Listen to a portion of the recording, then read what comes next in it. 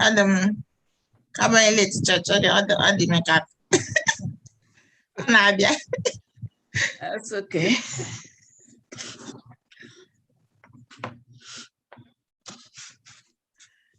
Okay, we'll start by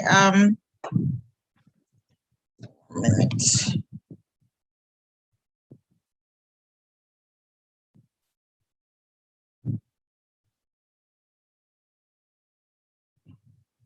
Let me see if my crew is ready. I think I have everybody.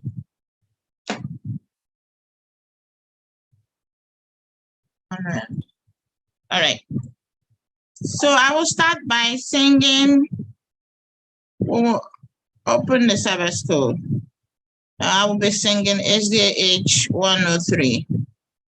SDH 103. If you can, please on your camera so that I know I'm talking to people. Happy Sabbath. Okay. SDH 103.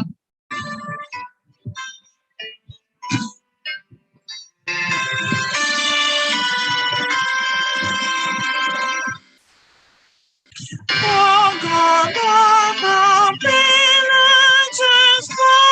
I hope for years to come. Thou shalt from the stormy blast and the eternal under the shadow of thy trunk, to man with us secure. Sufficient is thy arm, Lord, and the defense is sure. Before the hissing of the storm, or at receive a friend from everlasting thou art not to endless ascend. Your 1,000 edges in thy sight is like an evening dawn. Short as the west, as the night before the rising sun. Oh, God, oh, in ages past, oh, for years to come. Be thou thy nation and the eternal.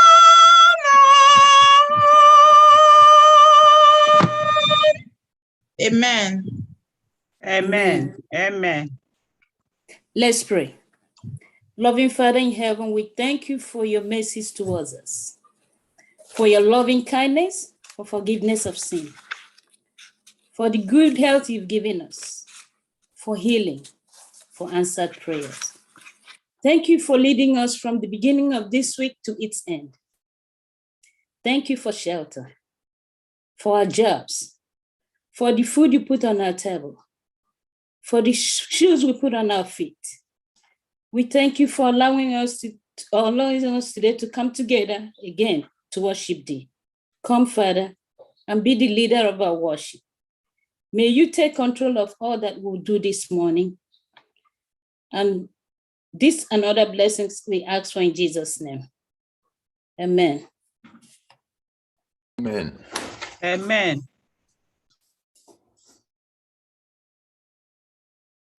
Amen. Happy Sabbath, saints of the Most High God. It is really a pleasure to be in the presence of the Lord today. I thank the Lord for his mercies through the week and for his guidance and provision and protection. And in the name of the Lord Almighty, whom you have come to see today, I welcome you to his presence. And on behalf of the Festival Pastor Okezia Erondo, I also welcome you. Sit tight, relax, and worship the Lord whom you have come to see. And as you worship him today, may he bless you and your household abundantly in Jesus' name. Mgbe m ruru n'igwe, aga m ahụ onye nzọpụta. M ga-ekele ya n'ihe ọma o mere m. Oziwo m ụzọ ndụ nke mgbapụta. Mma mma Jizọs onye ebere m gasị ya. Mma mma m gasị ya. Mma mma aga m ekele ya. Mma mma onye nwe anyị imeela ga-amasị ya. Mma mma aga m ekele ya. Mma mma o. Mma mma Jizọs onye ebere. Amen.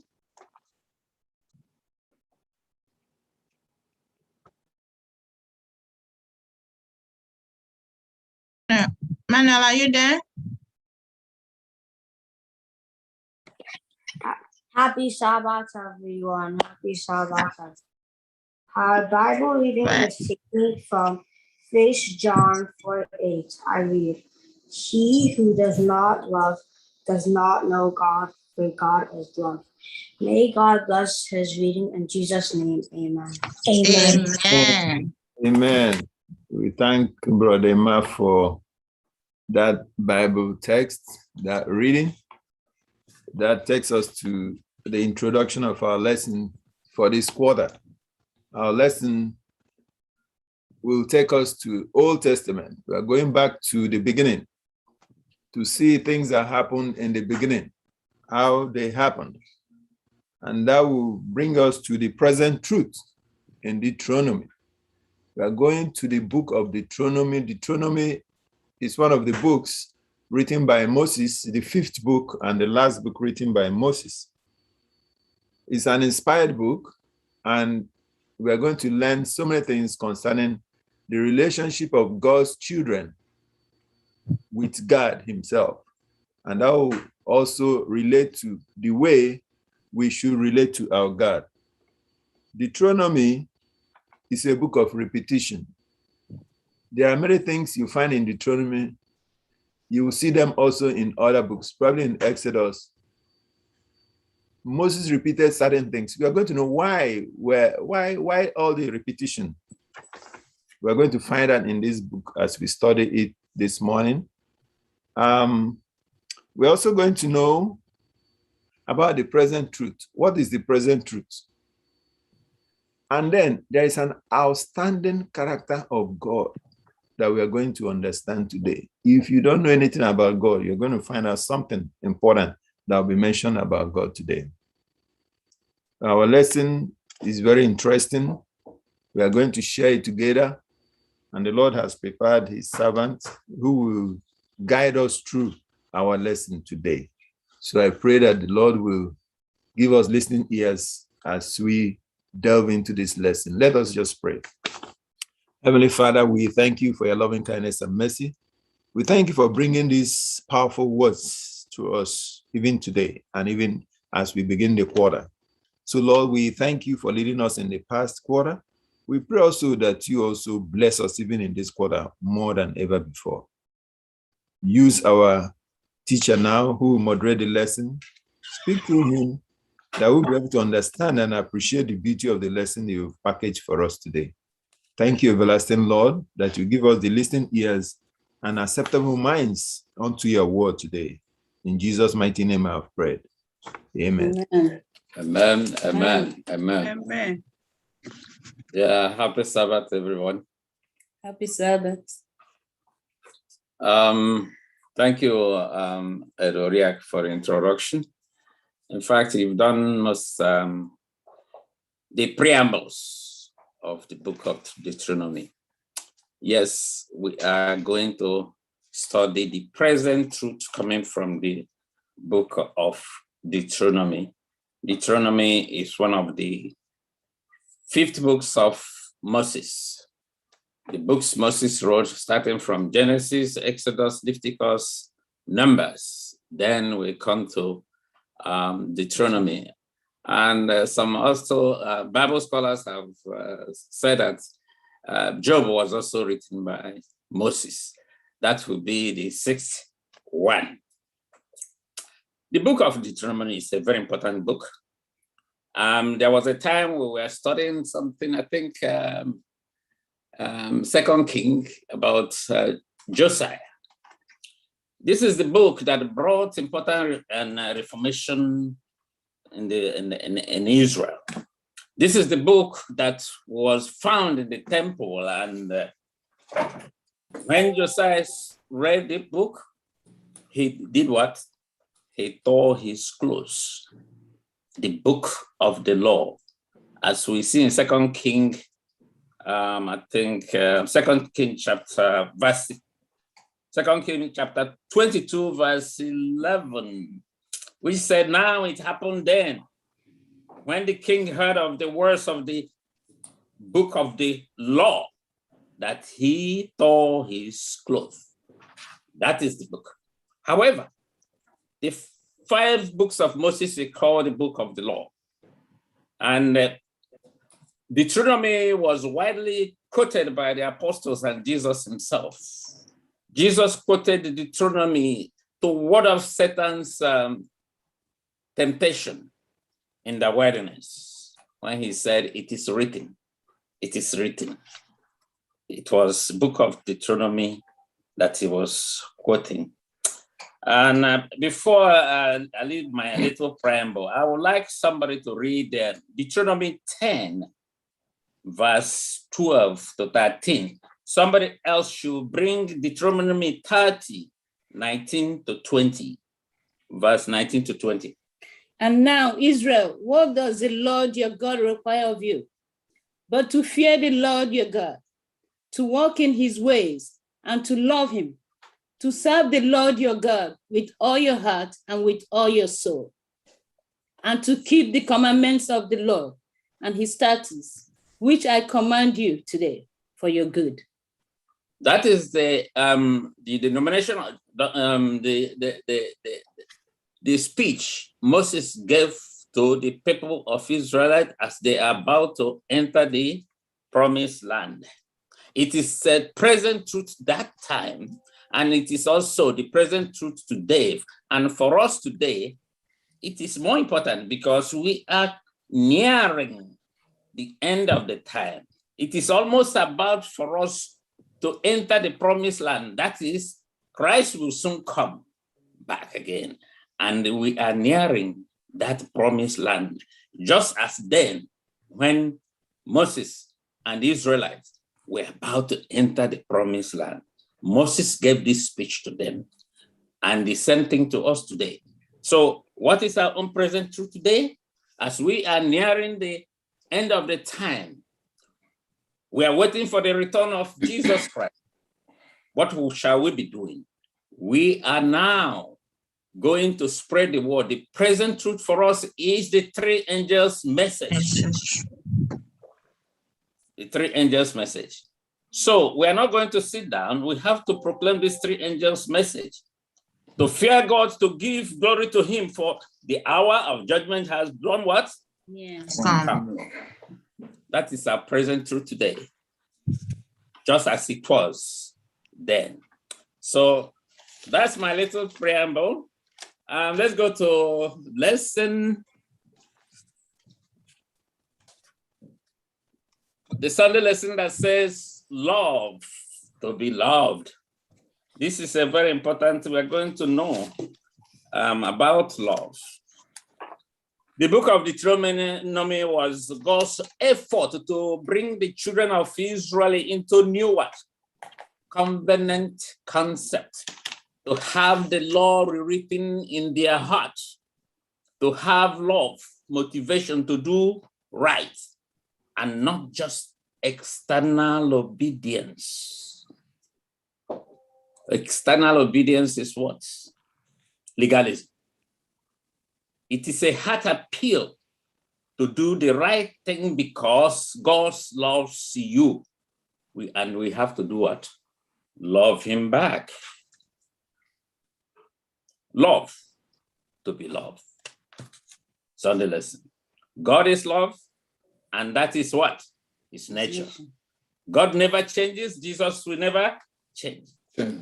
As human, we may not comprehend the importance of the deep or the depth of God's love. But the truth is that God is love. And that's knowing that should help us to have an idea how God's kingdom, how God's government operate, and how he rules his creation. God loves us, cares for us, and we too are to what? To love him back. That's what God wants from us. And we feel the experience of God love. All of us are feeling the experience of God's, we're experiencing God's love every day. The air we breathe, the food we eat. In his loving kindness, he is patient, steadfastness, grace, mercy, all expressed by doing. God expresses his love by doing for us. If we look at the history of God, it is doing for us, right from creation. It's not just about to say, I love you. That is what we do today. I love you. And there's no way to show that love. I would like us to read Deuteronomy 6, verse 4 to 6. What did he say? Deuteronomy. Hear, O Israel, the Lord our God, the Lord is one. Love the Lord your God with all your heart and with all your soul and with all your strength. Okay, that's good there. That's what God wants us to do. That is what we are required to do, to love God with all our soul, with all our strengths, love. And in Psalm 136, verse 1, it says, oh, give thanks to the Lord, for he is what? Good. For his mercy endures what? Forever. 1 John says, we should love him for he first loved us. You see, Jesus loves us first. God loves us first. And that should be what? A reason to love him. What did Jesus say in Mark 12, 30 to 31? And thou shalt love the Lord thy God with all thy heart and with all thy.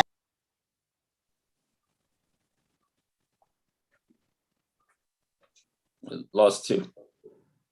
She's muted. You are muted. You're muted. Oh, I'm sorry. And thou shalt love the Lord thy God with all thy heart and with all thy soul and with all thy mind and with all thy strength. This is the first commandment. And the second one is like, namely this, thou shalt love thy neighbor as thyself. There is none other commandment greater than these. Yes. Do you know where this comes from? Jesus quoted Deuteronomy. Moses also said that. That is where Jesus got that from. He was quoting Moses. And this was what Jesus said. Love, the love of God and the love of your covenant communities, which is your neighbor. That is what is required from us. And let me tell you, the government of God operates on love. If we want to be a citizen of heaven, we will have to begin to love, just like Christ loves. So the question is there any problem with loving? Is there any problem with loving? Any risk? I think our lesson is bringing that there are some risks. Let us read Ezekiel 28, verse 15 to 7.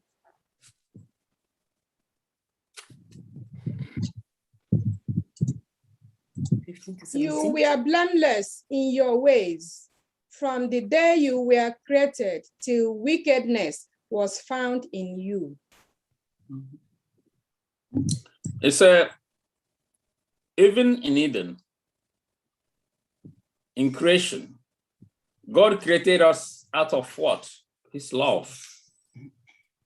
God created Satan with love, lavish love on the Lucifer himself, and gave him what? Us. Gave us the freedom to do what?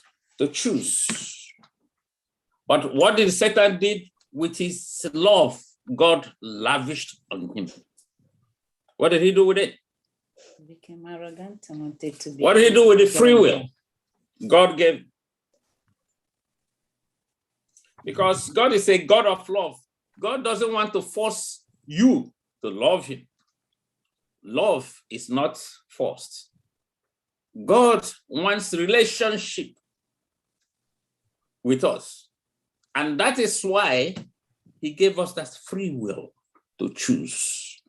God wanted us to choose to love him, not to force us to love him. If he does that, then we will become robots. And nobody can relate with a robot. God wanted relationship. He wants to be with us. Some of us here who have children, how do you feel when your children come back? I mean, not when they are young before they become stubborn. They are very, very lovable. They are source of sheer happiness. That's what the way God sees us. So he doesn't want us to force us to love him. And that is why he created us with what? Freedom of choice. We are talking about love. It is out of his love that he said, no, I will give them free hand. I will give them free choice to love me from their heart. It shouldn't be forced. That is because of God's love. So it depends now on what we are doing with the love God has lavished on us. What are you doing today with the blessings of God has given to you? What are you doing today with the choices God has given to you? Are you using it to glorify God, or are you using it to glorify self? That is what Satan did. I. So the lesson here today is for us is that we have to obey God just with love, not out of force. If our love for God should be motivated through what? The love we have. I mean, obedience. Our obedience should be motivated through love. Now, the man they said they fall and they flood. They say our lesson is going from one place to the other. We finish about the love. Now we're going into the fall And the flood. and the flood. So the author of our lesson on Monday used the law of gravity to introduce this fall and the flood. And what is he saying here? If you have read it on the law of gravity, he's saying here, even the natural laws, there is what? Always a consequence when you fail to adhere by the natural law. If you try to go against it, then you will be hurt. Just take, for example, you're living in a building, maybe 10 floors, 15 floors. There's an elevator, there is stairways. Then instead of you want to come down to the first floor, instead of using either the stairways or the elevator, you choose to jump, to come down. Sure. It's your freedom to exercise that choice. It's freedom of choice. But you will certainly break what? Some bones. That is, if you'll be alive. That's the risk of the free choice. Free will. You do what you want to do. So define the law of gravity carries what? Consequences. The same principles holds true with the moral law of God. When we decide to go against God, against his instructions, we will end up hurting ourselves. So let us jump back to Genesis 2, 16 to 17. Genesis 2. And the Lord God commanded the man, saying, of every tree of the garden thou mayest freely eat, but of the tree of the knowledge of good and evil thou shalt not eat of it. For in the day that thou eatest thereof, thou shalt surely die. Then 17. That's 17. Oh, that's 17. Okay. Now, did you see love in Eden? Yes. You see, just like us, we want to give our children whatever they want. So we want them to be happy. We provided for them. God made Eden so beautiful. They didn't lack anything. Out of his love, he lavished on them. He said, anything you want, take it. Eat. Be happy. But because out of love, he gave them instructions so that they will not enter into danger. You see this one there? Don't touch it. If you touch it, something will happen to you. Also out of love, to protect them. So God loves us enough to give us free will to choose when, even though that free will comes with a what? A risk. Consequence. So let's see what happened in Genesis 3, verse 1 to 7. Now the serpent was more cunning than any beast of the field, which the Lord God had made. And he said to the woman, has God indeed said, you shall not eat of every tree of the garden? And the woman said to the serpent, we may eat the fruit of the trees of the garden, but of the fruit of the tree, which is in the midst of the garden, God said, you shall not eat it, nor shall you touch it, lest you die. Okay. What has happened? Then the seven? Yes. Okay. Go to 7. Verse 7. Verse 7.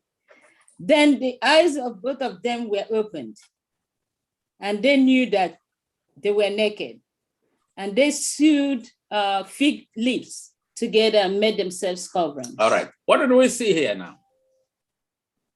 Consequence of sin, disobedience. They make a choice to disobey their creator. After he has guided them, said, no, no, no, don't touch it. The consequence will be great. But instead of listening to the God who loved them so much, they listened to the enemy. And right there was what? A consequence. So Eve chose to trust God and he chose not to trust God and face what? A consequence. Now you may also ask, why didn't God stop them? Why didn't God protect Eve from enemy? Choice. Freedom of choice. That was a test.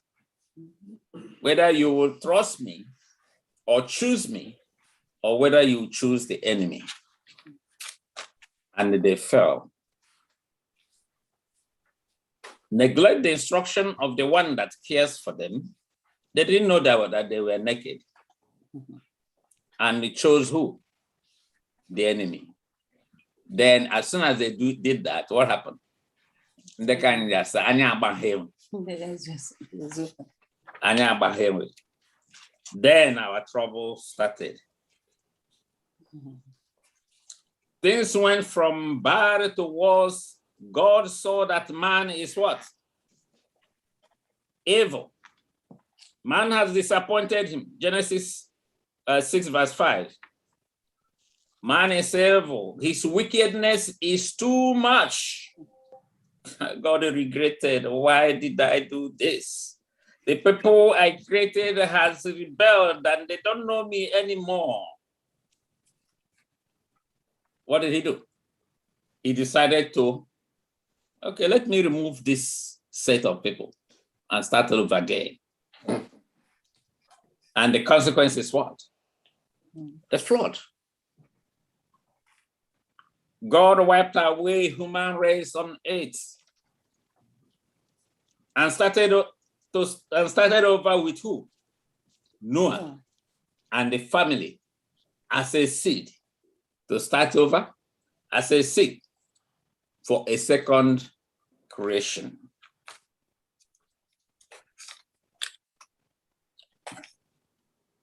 Now, what happened? In the same lesson, let me read, even Noah's descendants. We will think that nothing else will happen, that this set of human beings will be what? Perfect. Good. Because they were listening to God. And that is why they were saved. God wanted to use this good seed for a second creation. It didn't take long. This same set of people becomes what? Even worse.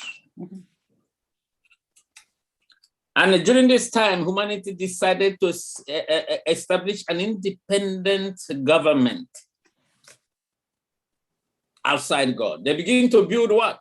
The Tower of Babel. And even in that, what is that? Patriarchs and this said that they have started having compartment in that Tower of Babel and was using it to worship who? Idols. In this case, their language was what? One. God has to confuse their language and did what? Disperse them and scattered them all over the earth. Did that solve the problem? No. Because I will assume that evil and all these things were localized around the Bible. But after they were dispersed, evil was, scattered all over the universe. What has God not done for you? What has he not done for human beings? But human beings continued to follow the enemy. Why? Why do we human beings have the propensity of following the enemy? Anybody knows? What did they see there? What did we see there? Instead of following God, we follow the one that wants us dead. Because it comes first with things that is so sweet that attract you first. The battle or the controversy that started in heaven, God is trying to get some soul, the enemy is trying to get some soul. Fighting hard to lure us to his side. But God is still bent on preserving the truth on earth. He will not allow the man he has created to just waste away. God is still fighting, calling us back. That will take us to Tuesday lesson, the call of Abraham. Can we read Genesis 12, 1 to 3? I don't know. Oh, I didn't ask anybody has anything to add it in Monday lesson. I don't know if I have a contribution. He said this looks like it's just a history, and okay. Genesis 12, 1 to 3. Yeah. You were asking a question, why? Why Yes. is it easy for us to do evil? Yes. When we look at the whole situation, it's easy because there's no instruction. Sometimes as a human being, we want to do things that we like, nobody to tell us right or wrong. But in the eyes of man, we think that the law of God is kind of trying to help, teach us not to do what we want. So we don't want anybody to tell us what to do or what not to. So I think that's another way. It's easier, we think, okay, I can do what I like. Even the children, sometimes it's easy for them to eat what they know they shouldn't. Nobody's looking, I can eat it. At the end of the day, there's still consequence. So. Thank you. Okay. Genesis 12, 1 to 3. Now the Lord has said unto Abraham, get thee out of thy country and from thy kindred and from thy father's house unto a land that I will show thee.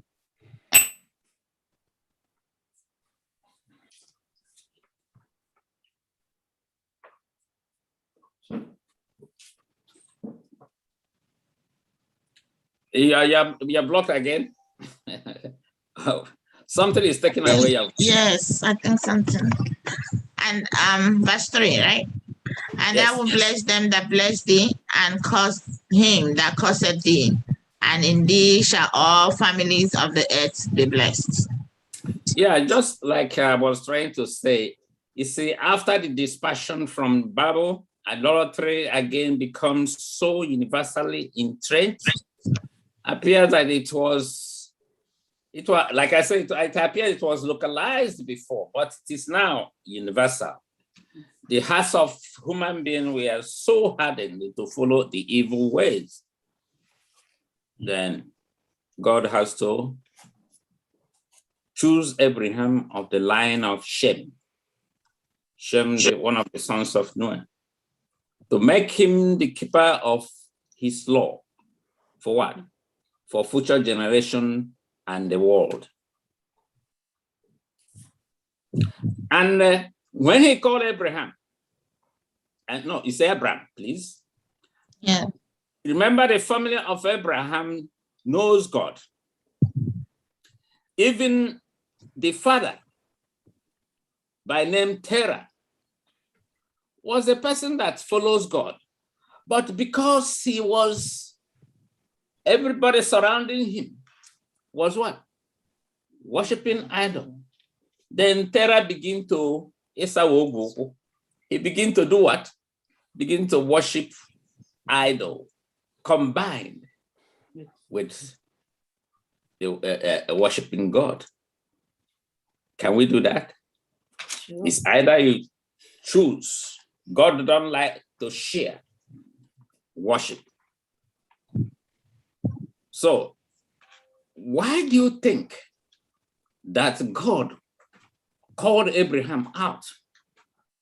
By the way, where was Abraham? Abraham is from where? Or of the Chaldeans. Today, that area is located southeast of what? Baghdad.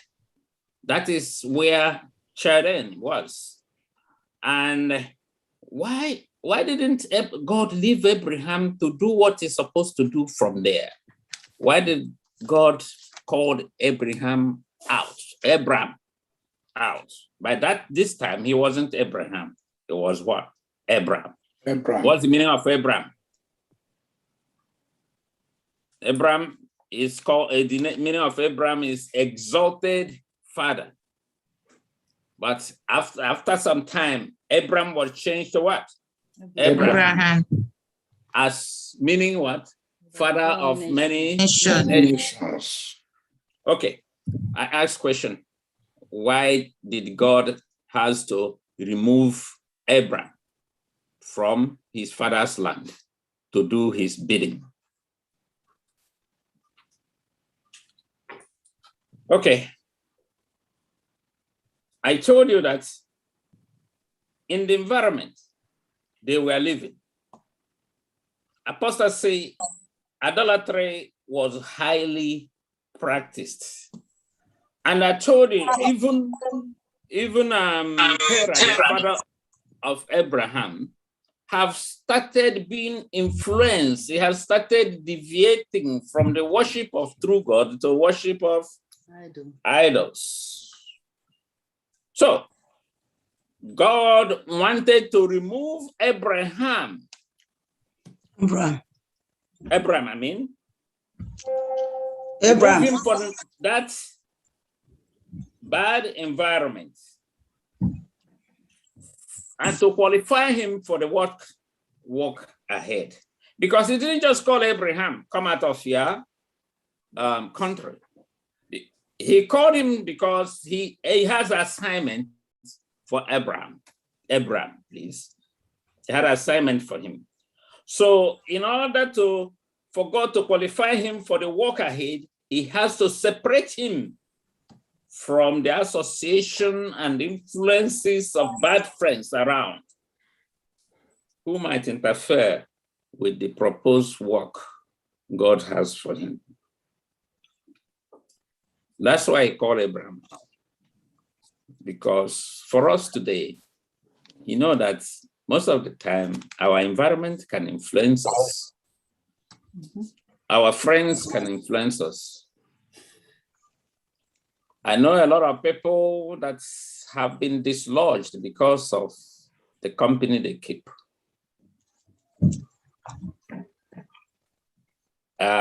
You have to be highly grounded, not to be influenced by friends. So many people brought up from Adventist families, their father didn't teach them to drink or smoke.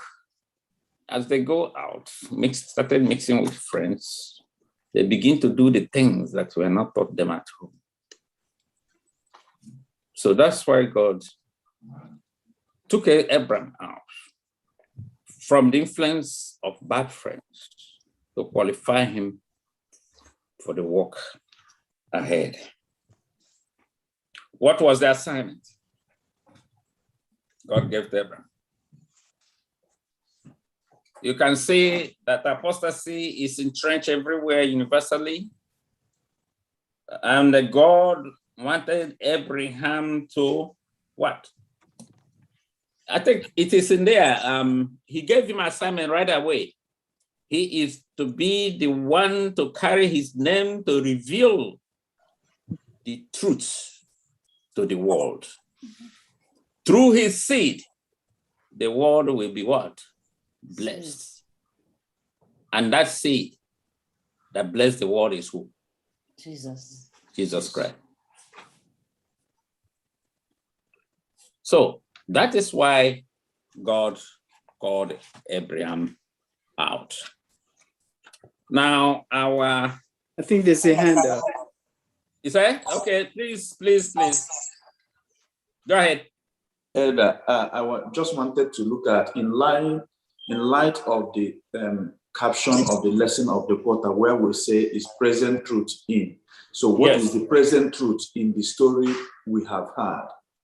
The present truth in this story is that the same call that God made to Abraham is being made to us today. Because if you go to Revelation, it says, "Come out of her, my people, and stand on your own." God is calling out of Babylon so that we will not partake of the iniquity of Babylon. The same call is being made. You are a chosen generation, a royal priesthood. You are being called out from darkness into God's marvelous light to proclaim the gospel. That's the same truth running from that time till the present time. That is the present truth.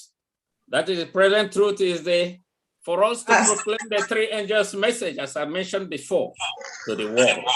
I have something to put there. Yes. God said he saw in the heart of Abraham that he will be the one to tell his children. He will be a strong father to tell his children who the Lord, the creator of heaven and earth, is. He first of all God searches our hearts He set the heart of Abraham and knew that Abraham will be a strong father who will channel his children to God of heaven. So it's not that he just picked randomly. He didn't pick Abraham randomly. He just picked him because the Bible said he looked into his heart and knew that he's a father that will be able to train his children in the way of the Lord. So that is very important for us. Before he pulled him out of that crowd, he knew that where he's taking him to, he'll be strong enough to take his children that he had not had one. God looked in his heart that when he gives him children, he will be able to direct his children to him. That is one thing that is important in choice. Thank you so much.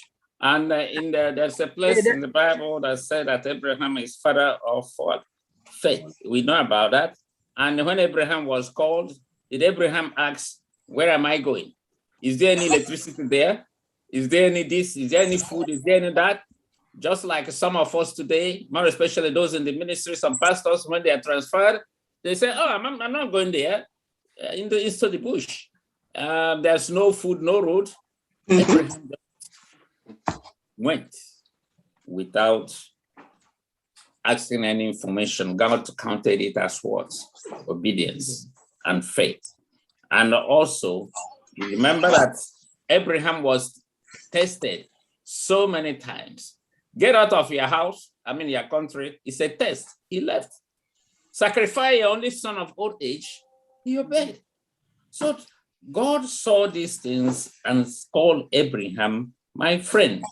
His life was that of testing. And Abraham came through and God found him faithful. Yes, our call today to come out of them. And we have to proclaim the three angels' message. That is the present truth for us today. Now, I don't know if anybody else has anything before I go to what is the lesson?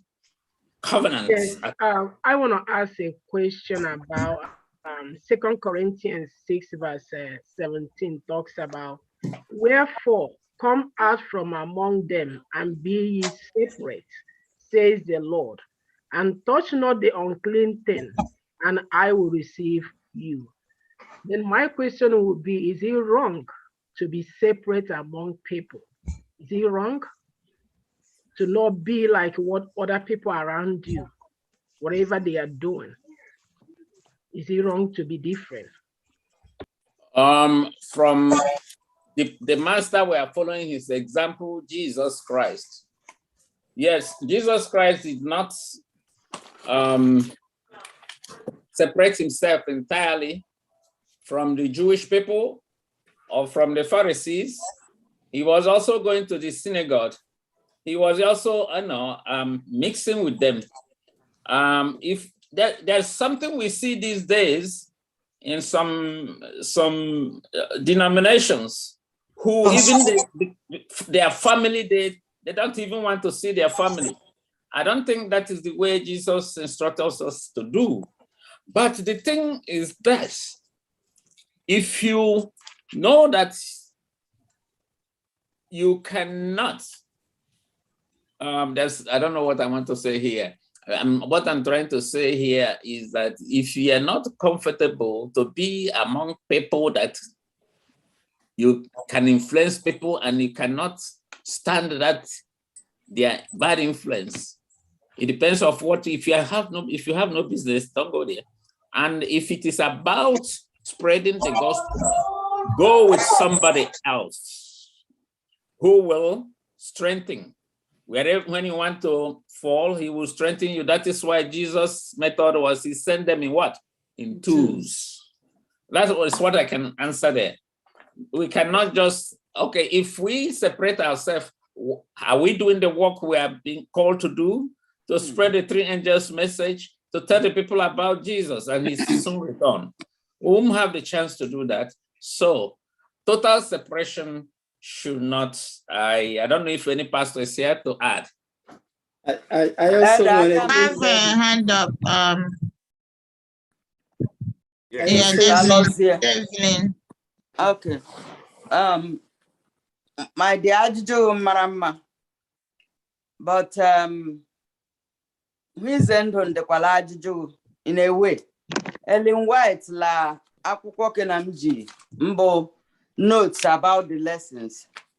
Also, salt must be mingled with the substance to which it is added. It must penetrate and infuse in order to preserve. So it is through personal contact and association that men are reached by the saving power of the gospel. They are not saved in masses, but as individuals. Personal influence is a power. We must come close to those whom we desire to benefit. So, ngahizendo ndelembo adem deka anyị ngara politics tawonga aga change ya things ahụ la adịghị mma wa ga duoba politics e change ogbo Evru gawa the Adventist ngara gi change ewo ndị imeno nga the worse than ndagra we change can be ndele. But you have to mix with people. Don't do the things that don't do the things that they are doing. Show the light. Be a difference. Make a difference in their life so that that they can come to you and abro a testament. Tunde egragi is usioma. Abo Koham. I don't want anything to add. Yes. Go ahead. Akada Azonolelu. Azongwan. Okay. The last speaker just almost said everything I wanted to say, but I want to point out that separating ourselves from just everybody may not be the best. How do you get the message to them? But we have to be morally and spiritually strong and know that we don't live by other people's standards. We have to know, who we are actually defending, which is Christ, so much that we don't have to be influenced by what we see other people do, because we don't take our cue or our example from everybody else. If we know who we are and whose name we are defending, we cannot let ourselves be influenced by the people we want to take the message to. Okay. That's just about that. Okay, on that Tuesday lesson on the matter. And then I just also wanted to say that Abraham was called out to go where he does not know. He wasn't called out to go to a religious world. He was actually called out to go and spread the gospel to the rest of the world. Separating ourselves, come out of far, does not apply actually getting to people, but actually not allowing them, like everybody has said, not allowing the influences that's around the corrupt world, to catch up with you, but for you to be able to influence the world that you're going into. And then I want to make different thoughts. Like in this case, because when we are talking about, the Bible said, flee evil appearances. That's what the Bible said. You are in an environment, and that environment, you know that you have a weakness. Maybe let me take it for people, alcoholics or people that smoke. And whenever you see people smoking, you feel like smoking with them. If you are told to leave that environment, if it's possible for you to leave that environment, to live in another environment so that you can gather yourself together, it is appropriate. But when you know that you continue to live in that environment and that environment will continue to influence you, that was what instead of able to instead of an environment and game, the Bible say flee evil appearances. How would that environment change your environment to a place where you can gather your spiritual stand? Okay. Let's start. Church, church. So should I leave the church or what? You see, wherever we are, Good question. Good question. Ekwele eweli weda ekwensu anwube. Until ekwensu anwo. Mmadụ ngeda akpasu iwe. yes. And efukwala chọọchị ka. Ịgadukwu obodo ịgakwa ịhụ onye ga-akpasu iwe. N'ihi ya, rịọ arịrịọ mmụọ nsọ, onye mmụọ nsọ ga-egwere na ire mkpasu iwe. Abụ m onye iwe ọkụ, abụ m onye iwe ọkụ. Mmụọ nsọ adịghịla imeghe. Mmụọ nsọ ndị n'ime ga-amụta ijide onwe gị. Okay. Other than an iPhone and that tech, I'm not going to Oh, I'm not going to invent me. Okay, all right. Okay, let's go to Exodus 19:1-8. Somebody read that. In the 3rd month after the children of Israel had gone out of the land of Egypt, on the same day, they came to the wilderness of Sinai, for they had departed from Rephidim, had come to the wilderness of Sinai, and encamped in the wilderness. So Israel encamped there before the mountain. And Moses went up to God, and the Lord called to him from the mountain, saying, Thus you shall say to the house of Jacob, and tell the children of Israel, you have seen what I did to the Egyptians, and how I bore you on eagle's wings, and brought you to myself.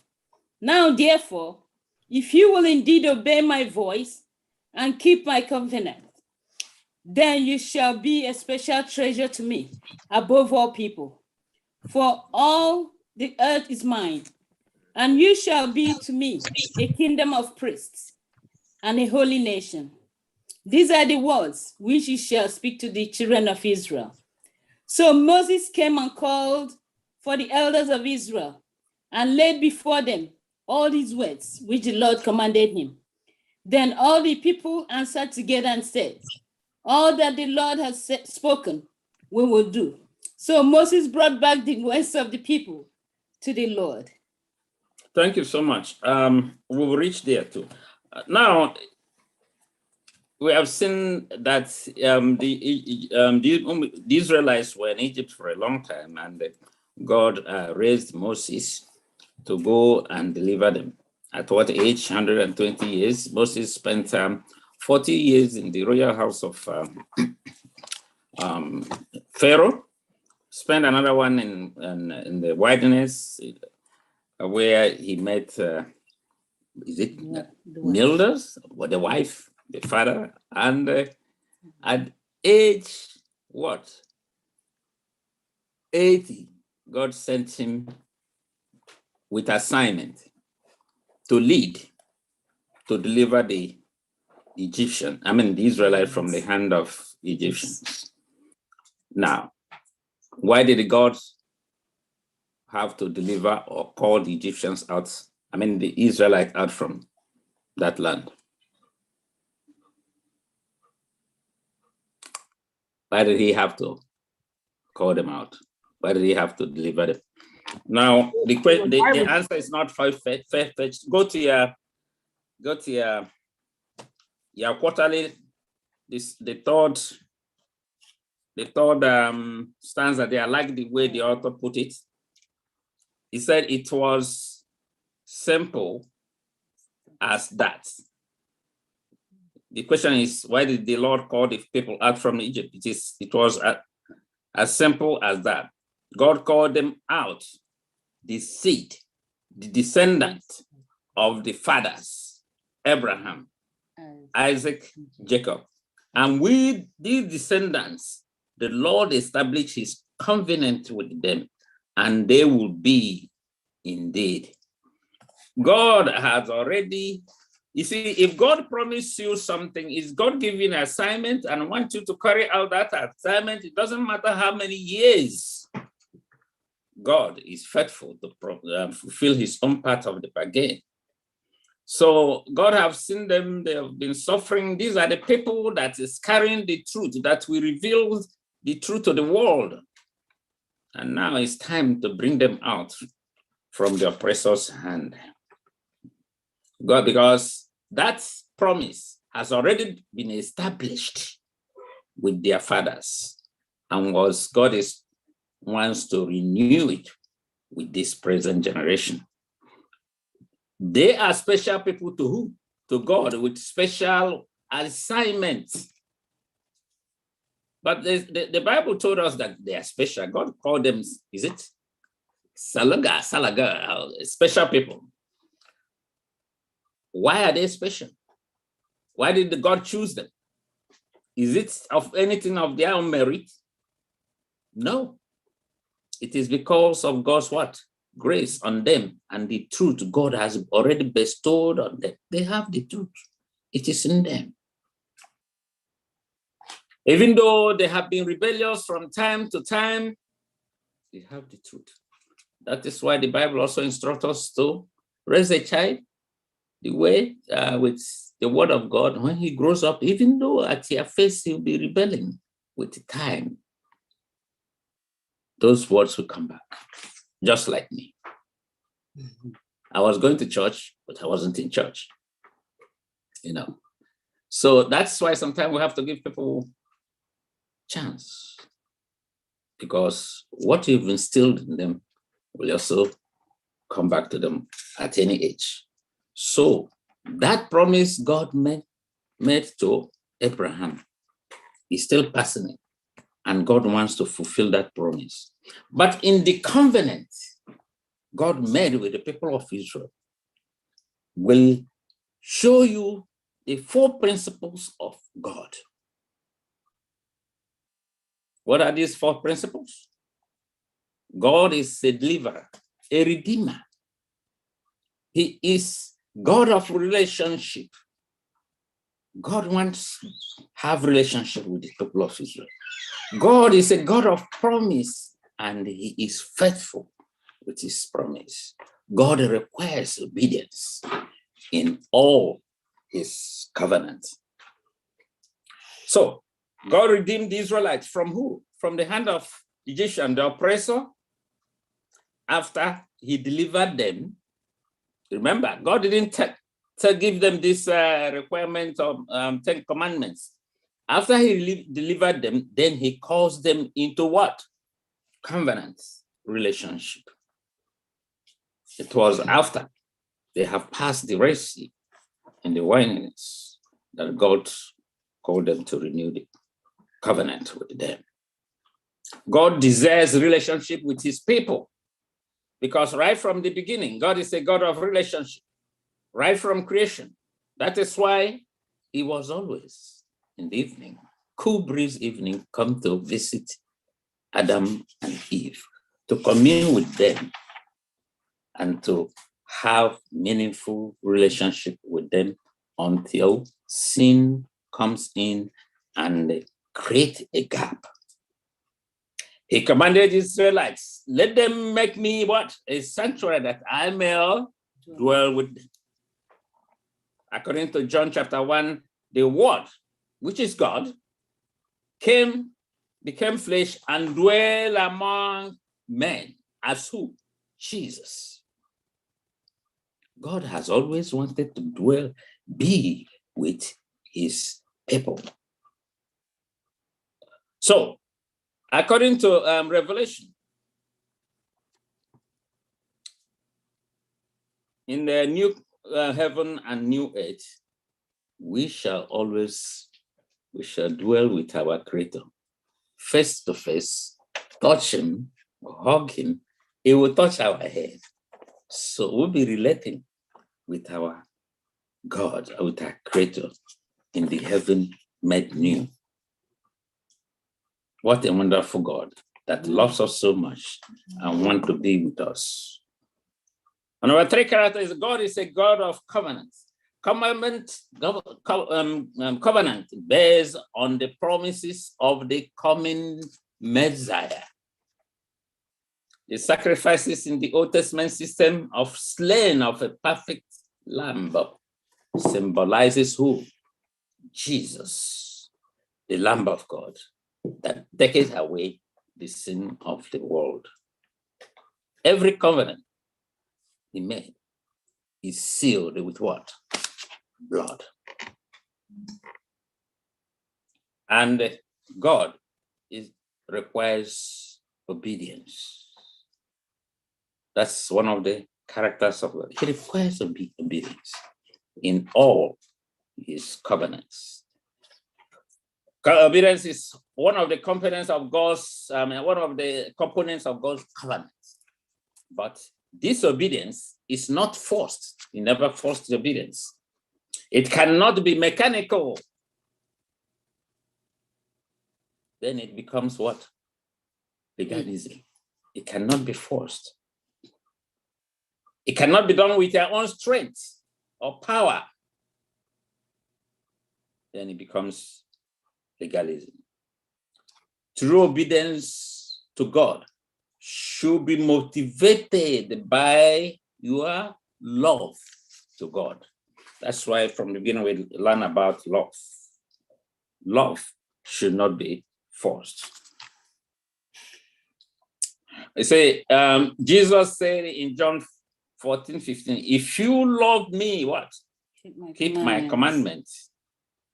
Obedience that is based on Christ working in our hearts of the believer. That's the type of obedience God is looking for. And obedience out of the power of the Holy Spirit.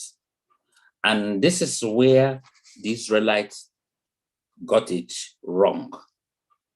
When they said, all you have said, we will do. They were, that is the problem, Mount Sinai. Because they were echoing all you said we will do out of their own strength, out of their own power, which is what? Legalism. So, our love, our obedience to God should be motivated by love of God. And when we are obeying God, it will not be what? Burdensome. It will not be for people to see me. It should not be to earn our salvation. We cannot earn our own salvation. So God is God of covenant, the God that loves a relationship, our Redeemer. He desires a relationship with us. And that is the God we have. And we are pleased and happy that I have a God that wants to relate with me in whatever, or no matter how I am. He is longing, calling us for a relationship. I don't know if anybody has anything before we go to. Can you raise your hand? Because I'm seeing your hand raising in the chat. Yes. Go ahead. Happy Sabbath, Church. Yes. Yes. Okay. So this week's lesson, it's about.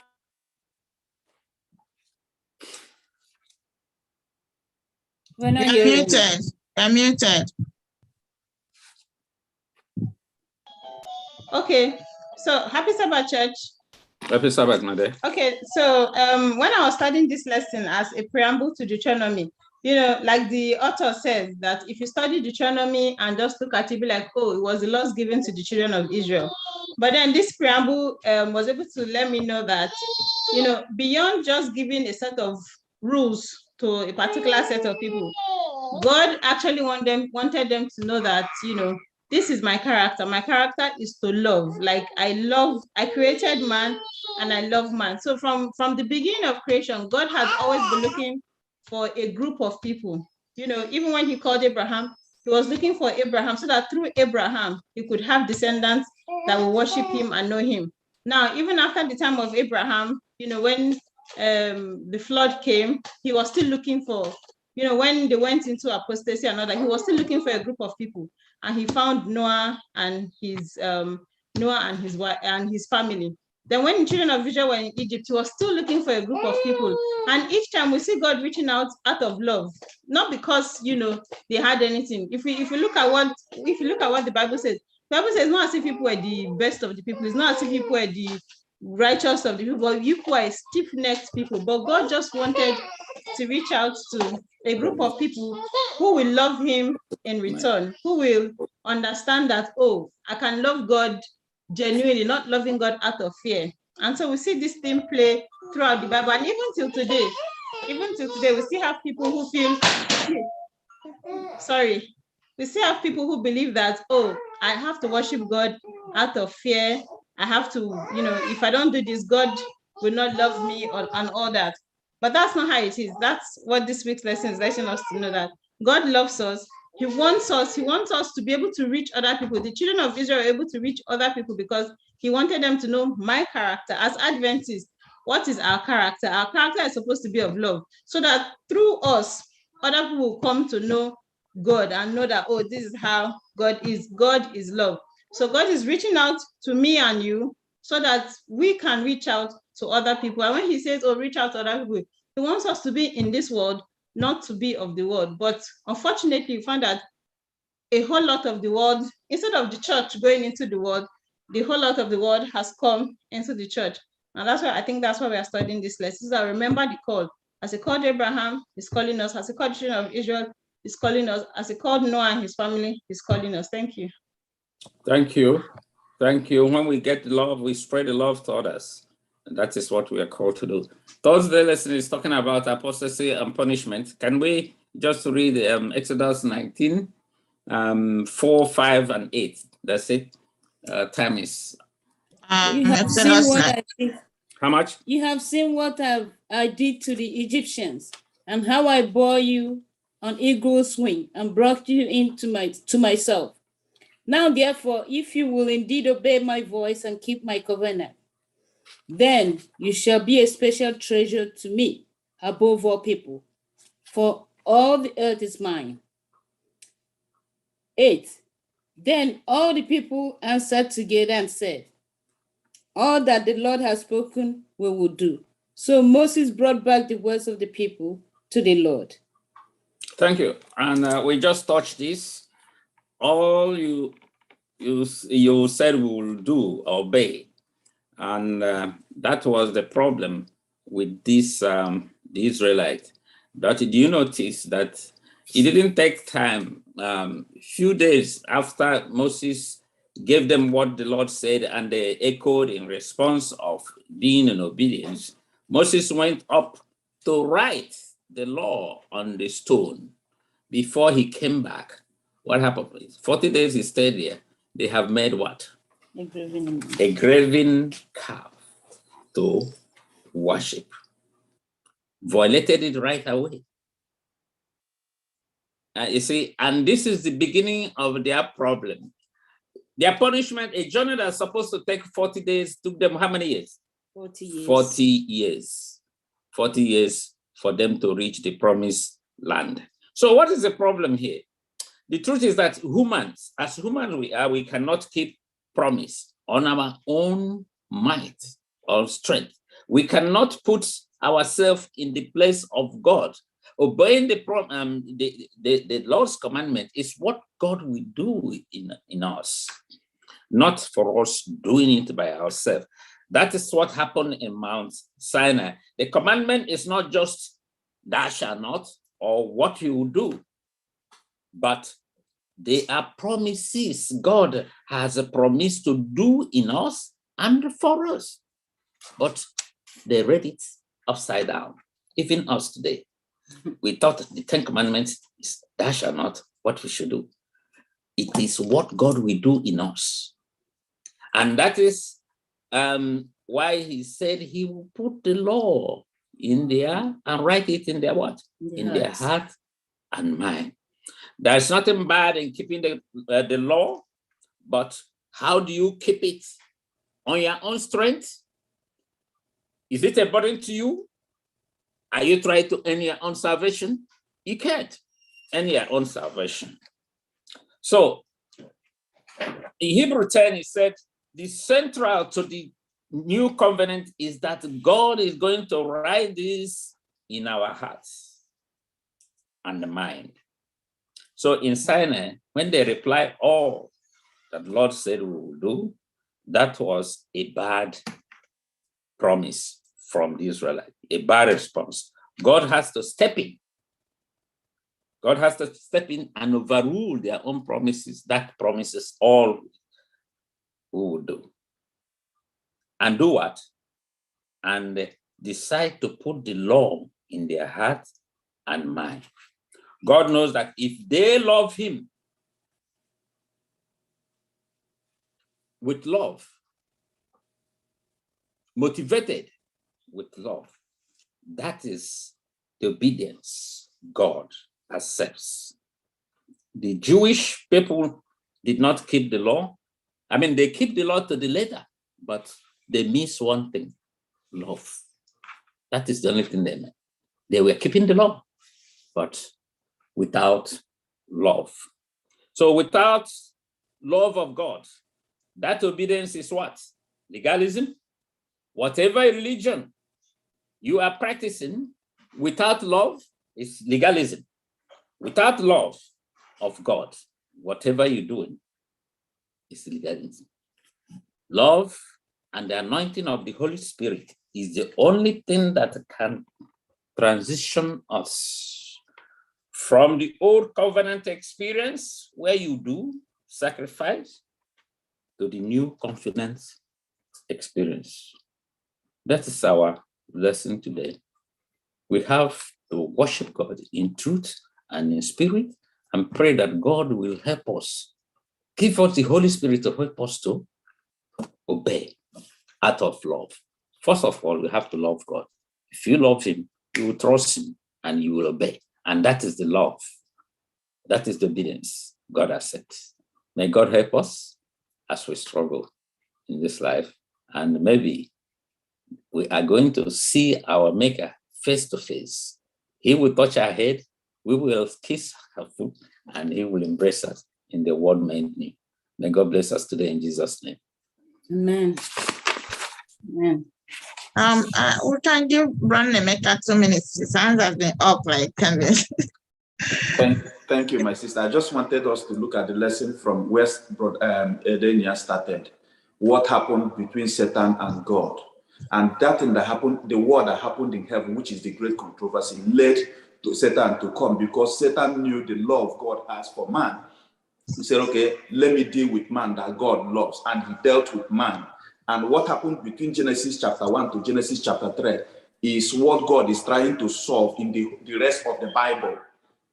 God is trying to mend that truth, which is God's love, which Satan came to dent. God is trying to let man know that this is what Satan tried to dent, so that you understand me as a God of love. And that is why when he lost a generation, he moves to another generation with people he can trust this truth in their hand. That's why we have been moving from Noah. He looked at the line of shame and he brought Abraham. Abraham, he brought Isaac. Abraham, they know the truth because Abraham taught his children. Then Isaac taught Jacob and Esau. Esau missed the truth. Jacob picked up the truth. God continued with Jacob and to where we are today. The truth, the present truth is Jesus Christ. And that is all that. That was why when Adam in Genesis chapter 4 got Cain, he said, hey, behold, I've gotten a man from the Lord, because there is a man God has promised that will bring back that nature. He shouted, he believed that Cain is that man God has promised. So the man that God promised right from the word go is Jesus Christ, which is the present truth, which is what we are studying, to know the love of God. Thank you. Amen. Thank you. I'm so glad I'm a part of the family of God. I've been washed in the fountain, cleansed by his blood. Join us with Jesus as we travel this song. For I'm part of the family of God. Thank you so much, Edani, and we pray that the Lord will continue to bless you and bless your ministry in Jesus' name. Amen. And we thank you all for your participation and contribution. Pray that the Lord will continue to strengthen all of us in Jesus' name. Amen. Go ahead, Dozie.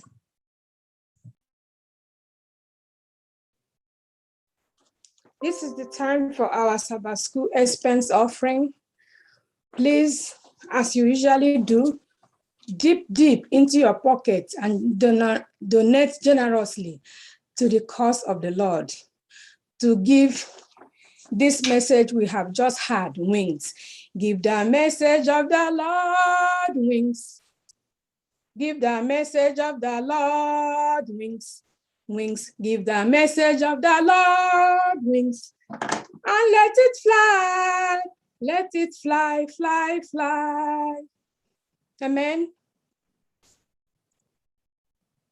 Wow, what an interesting lesson. We have really digested it, and our moderator was able to effectively convey the message to us. I'm just so impressed. In my remark today, Sister Olayinka just touched the button about the love of God. What motivates us in the things that we do? God is love. And from this lesson, I could see that everything around God is about love. Whoever he chooses is about love. If he sends you on a message, it's about love. Even when the Israelites had to spend 40 years, it was because of his love too. If you look at the lesson, it's about love. And the question now comes to us, what motivates us? Our sister has expressed about the expense offering. What will motivate us to do that? It should be love. Our guiding principle should be that love. God is a God that searches the heart of men. Is it love that is motivating you, or let me just do it? The Israelites, what they said was, let us, we'll just do it. Or that the Lord said, yes, let's just do it. Was love around that motivating them? I can do all things through Christ who strengtheneth me, not by my own power or might, but through Christ. So today, I pray that the Lord will continue to guide us, and may love always motivate us in the things we do for him. In Jesus' name. Amen. Amen.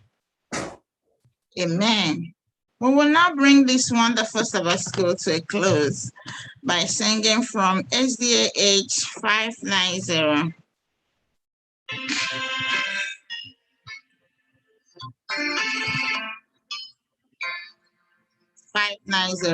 When we walk with the Lord in the light of his soul, what a glory he shines on our way.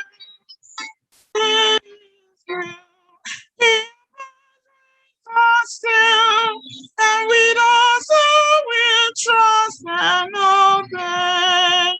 Trust and obey, for there's no other way to be happy in Jesus but to trust and obey. Not a shadow can rise, nor a cloud in the skies, but a smoke quickly rising away. Nor a doubt, nor a fear, nor a sign, nor a tear can abide where we'll trust and obey. Trust and obey, for there's no other way to be happy in Jesus, but to trust and obey. Then in fellowship sweet, we will sit at his feet.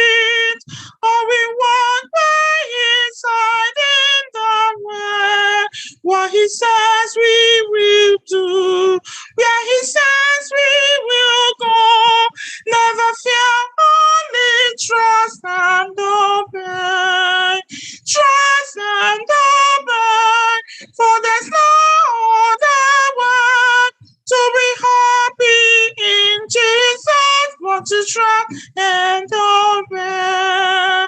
Trust and obey, for there's no other way to be happy in Jesus, but to trust and obey.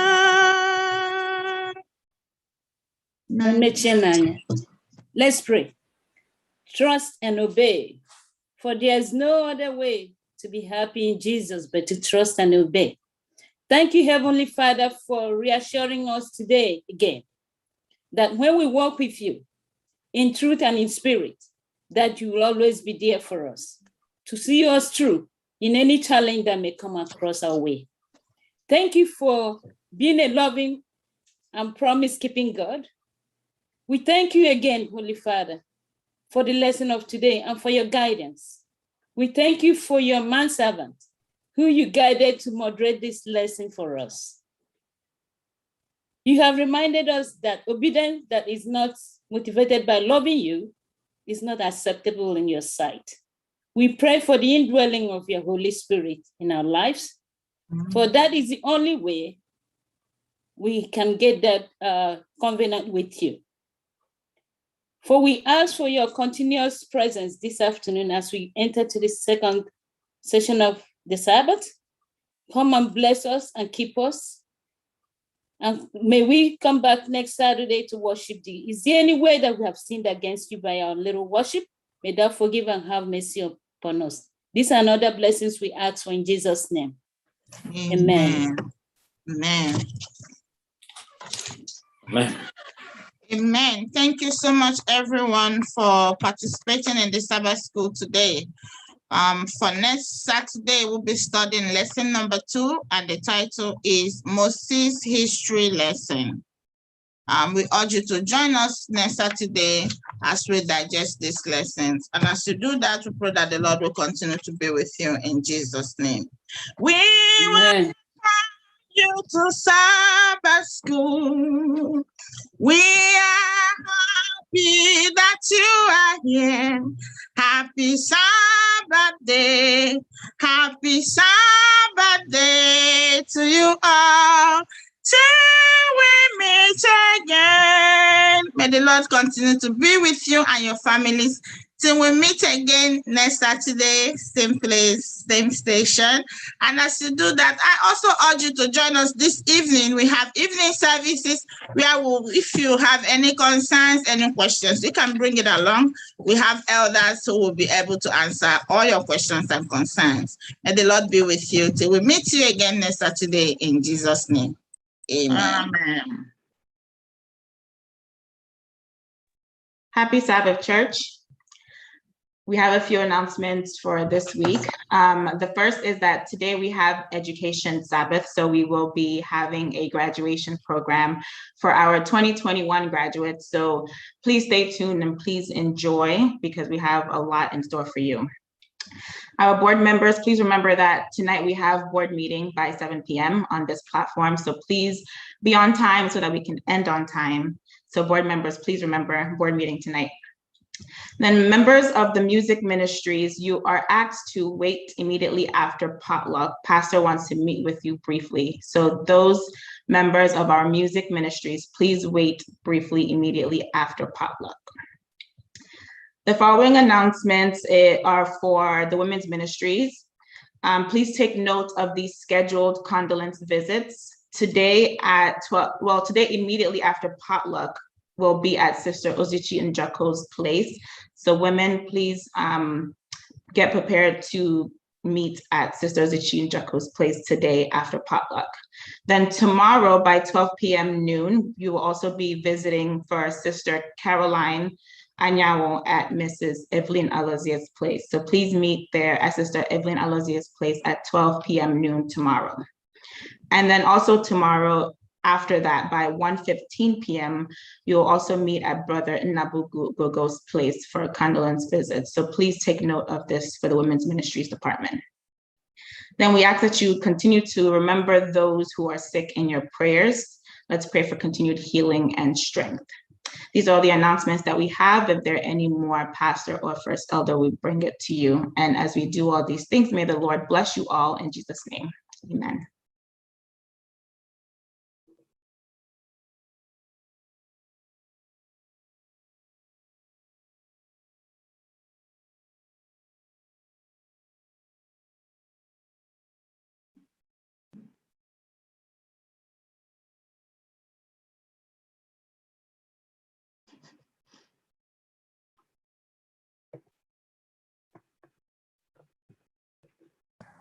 Welcome.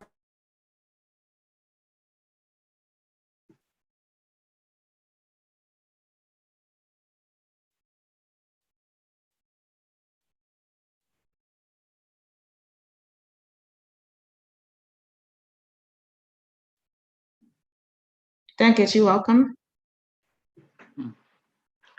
Happy Sabbath, everyone. On behalf of pastor and members of the First Igbo Seventh Adventist Church, thank you for being here. Whether you join from home or abroad, you are very much welcome.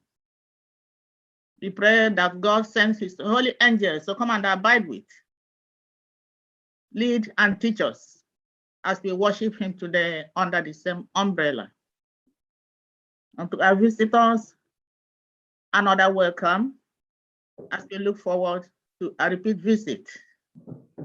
So thank you, everyone, and God's blessings all the way.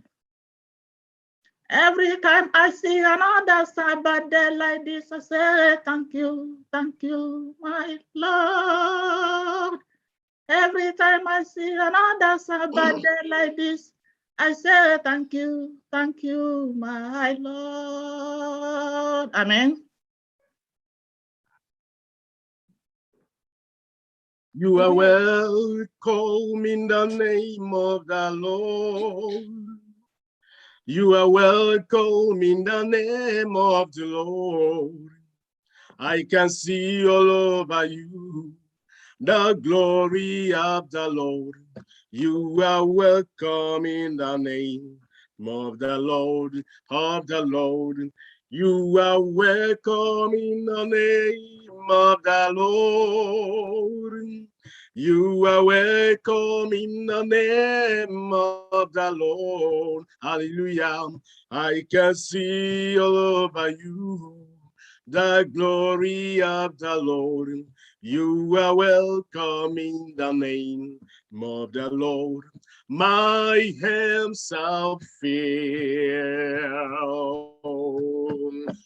with the blessings of the Lord. My hands are filled with the blessings of the Lord. Help me one night thought surely must be blessed. My hands are filled with the blessings of the Lord. Hakam juru, hakam juru, nam gozi nke Chineke. Hakam juru, nam gozi nke Chineke. Anyone I told surely must be blessed. Hakam juru, nam gozi nke Chineke. Hakam juru, nam gozi nke Chineke. Jigire m, onye nwe m Jizọs, jigire m, onye nwe m Jizọs jigide ọsọ gị ka m ga-agba meri gị ka m ga-emeri ụwa nye m ike n'oge m niile ka m gharịda jigide m onye nwe m Jizọs jigide m onye nwe m Jizọs jigide m ọsọ gị ka m ga-agba meri gị ka m ga-emeri ụwa nye m ike n'oge m niile ka m gharịda the best friend to have is Jesus. Oh, the best friend to have is Jesus. He will help you when you fall. He will hear you when you call. Oh, the best friend to have is Jesus. Any demon bụ Jesus, any demon bụ Jesus, ọ ga-aza mmikpọkuru ya, ọ ga-egburu mba niile, any demon bụ Jesus, any demon bụ Jesus, any demon bụ Jesus, ọ ga-aza mmikpọkuru ya, ọ ga-egburu mkpa niile, any demon bụ Jesus. This is the day that the Lord has made. I will rejoice, you will rejoice, and be glad in it, and be glad in. Hallelujah. This is the day that the Lord has made. I will rejoice and be glad in it. Oh, this is the day, another day that the Lord has made. This is the day, this is the day that the Lord has made, that the Lord has made. I will rejoice, I will rejoice, and be glad in it, and be glad in. Hallelujah. This is the day that the Lord has made. I will rejoice and be glad in it.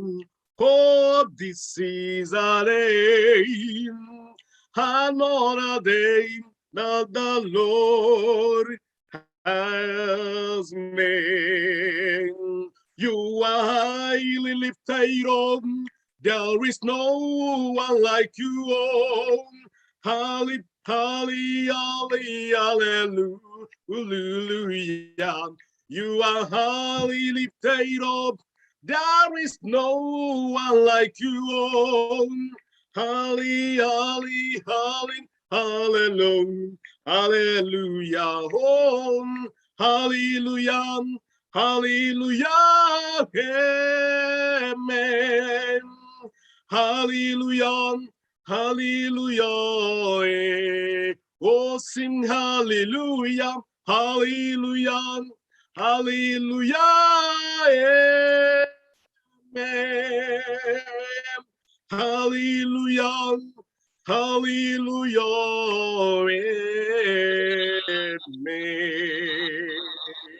I will enter his gates with thanksgiving in my heart. I will enter his courts with praise.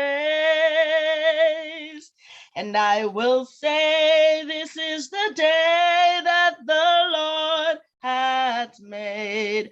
I will rejoice, for he has made me glad. He has made me glad. He has made me glad. I am so glad. I will rejoice, for he has made me glad. Glad, glad. Oh, he has made me glad. I am so glad. I will rejoice, for he has made me glad. Oh, me, oh, ma. Oh, me, oh, ma. Oh, me, oh, ma. Agamanguri asino me, oh, ma. Ma, oh, me, oh, ma. Oh, me, oh, ma. Agamanguri asino me, oh, ma. He has made me glad. He has made me glad. Oh, me, oh, ma. Agamanguri asino me, oh, ma. Oh, ma. He has made me glad. I am so glad. I will rejoice, for he has made me glad. Chineke nkigwe, iwapụtamu, bemuwe m n'ụla nsogbu, aga m enye gị ekele. Ekele ọma ka m ga-enye gị. Otito ọma ka m ga-enye gị, Papa. Abụ ndị nsọ ka m ga-abụ, n'ihi na ọ mara ime m. Ma keta oke n'iru gị, ka m keta oke n'iru gị, Papa. Ọkwa ka isi na ị ga-eburu m ibu ahụ. Ọkwa gị si na ị ga-abụrụ nke m, Papa m. Anọ m n'iru gị, ka m keta oke n'ime gị. Ọnụ ụzọ ma ka ebulie isi n'elu, ka ebulie ọnụ ụzọ ebighị ebi. Ọnụ ụzọ ma ka ebulie isi n'elu, ka ebulie ọnụ ụzọ ebighị ebi. Ọnụ ụzọ, ọnụ ụzọ, ọnụ ụzọ, ọnụ ụzọ ma, ọnụ ụzọ ma, ọnụ ụzọ ma, ka ebulie isi n'elu, ka eze eze, o eze ndị eze, eze bube, ka eze bube wee bata. Ka ebulie ọnụ ụzọ ebighị ebi.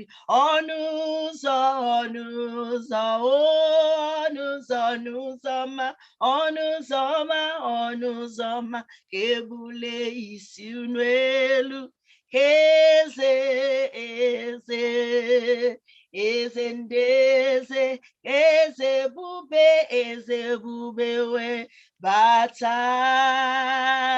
Ka ebulie ọnụ ụzọ ebighị ebi. Aga m eburu haleluya eburu. Aga m apara haleluya para. Aga m eburu haleluya eburu. Para haleluya para. Pagara eze Jizọs, onye na-eme mma. Aga m eburu haleluya eburu. Echeta obi sike, aga m apara haleluya para. Olileanya dị nsale, aga m eburu haleluya eburu. Hallelujah, para eze Jizọs, n'ihe ọma na-emere anyị, anyị eburu haleluya eburu. Anyị ga-apara haleluya para.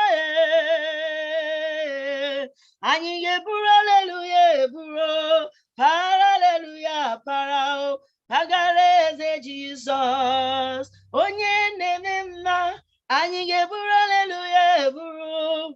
Onye na-agwọ ọrịa, anyị ga-apara aleluya para. Nwanne otu onye, anyị ga-eburu aleluya eburu. Aleluya para. Agareze Jesus, osisi ahụ na-amị mkpụrụ ọma. O nwere onye na-agba ya mmiri, onye na-ama onye nkere ya, atagbuola onwe ya n'ahụhụ. Osisi ahụ na-amị mkpụrụ ọma. O nwere onye na-agba ya mmiri, onye na-ama onye nkere ya, atagbuola onwe ya n'ahụhụ. Osisi ahụ na-amị mkpụrụ ọma. O nwere onye na-agba ya mmiri, onye na-ama onye nkere ya, atagbuola onwe ya n'ahụhụ. Jehova Chineke, onye na-edu m n'azụ m, mama imeela. Ọ dịghị m nwere ijiri wee kelee gị nara.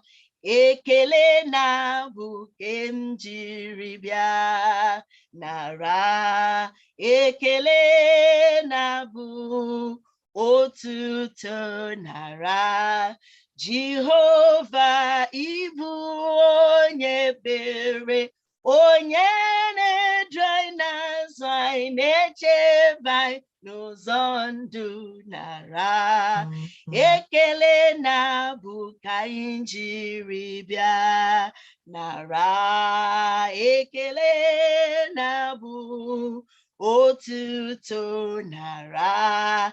Jehova ịbụ onye ebere, onye na-edu anyị n'azụ anyị, na-echebe anyị n'ụzọ ndụ nara. Ekele na bụ ka anyị jiri bịa.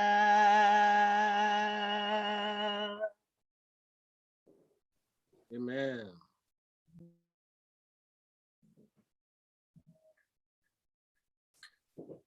Affirmation of faith. It's going to be taken from the book of Psalms, chapter 91, verse 1 and 2. And it reads, He who dwells in the present place of the Most High shall abide under the shadow of the Almighty. I will say of the Lord, He is my refuge and my fortress. My God, in Him I will trust. Call to worship. This is also taken from the book of Revelation, chapter 14. I'm reading verse 6 and 7. And it says, Then I saw another angel fly in the midst of heaven, having the everlasting gospel to preach to those who dwell on the earth, to every nation, tribe, tongue, and people, saying with a loud voice, Fear God and give glory to Him, for the hour of His judgment has come, and worship Him, for whom made heaven and earth, the sea, and the spring of waters. With this, I welcome you to the divine service. Amen. Thank you.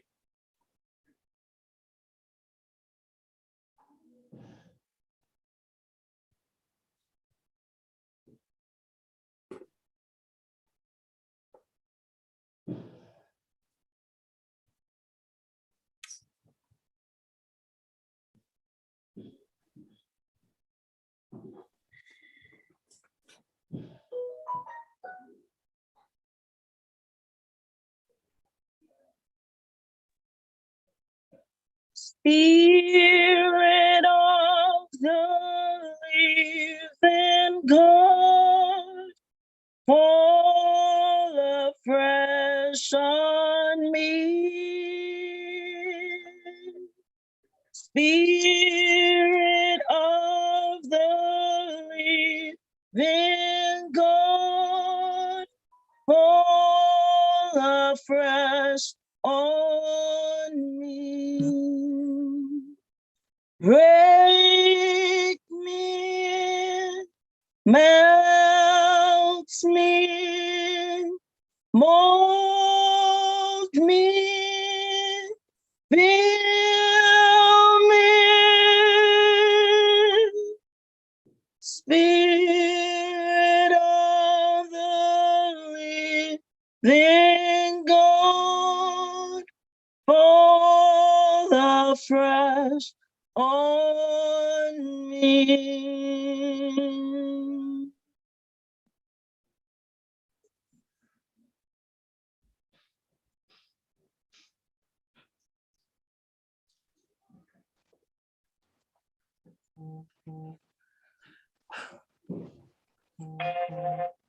Pastor, go ahead, Pastor Ola. Eternal God of mercy, from generation to generation, you are God. We are glad that we can gather and listen to your word this morning. May your spirit take full control wherever we are today. May Jesus reign supreme. May he become the center of our lives. That at the end of this service, Father, we will all go home rejoicing. We will all thank you that you have done it for us. In the mighty name of Jesus, I pray. Amen.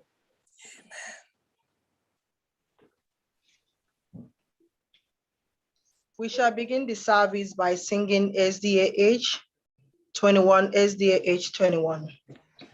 Immortal, invisible, God only wise. Immortal, invisible, God only wise. In light inaccessible, hid from our eyes. Most blessed, most glorious, the ancient of days, almighty, victorious, thy great name will praise. Unresting, unhasting, and silent as light, thou wanting, non wasting, thou rulest in might. Thy justice like mountains, high soaring above, the clouds which are fountains of goodness and love. To all life thou giveth, to both great and small, in all life thou liveth, the true life of all. We blossom will flourish like leaves on the tree, then wither and perish, but not change thee. Great Father of glory, pure Father of light, thy angels adore thee, O veil in thy sight. O Lord, we will render, O help us to see. 'Tis only the splendor of light hideth thee.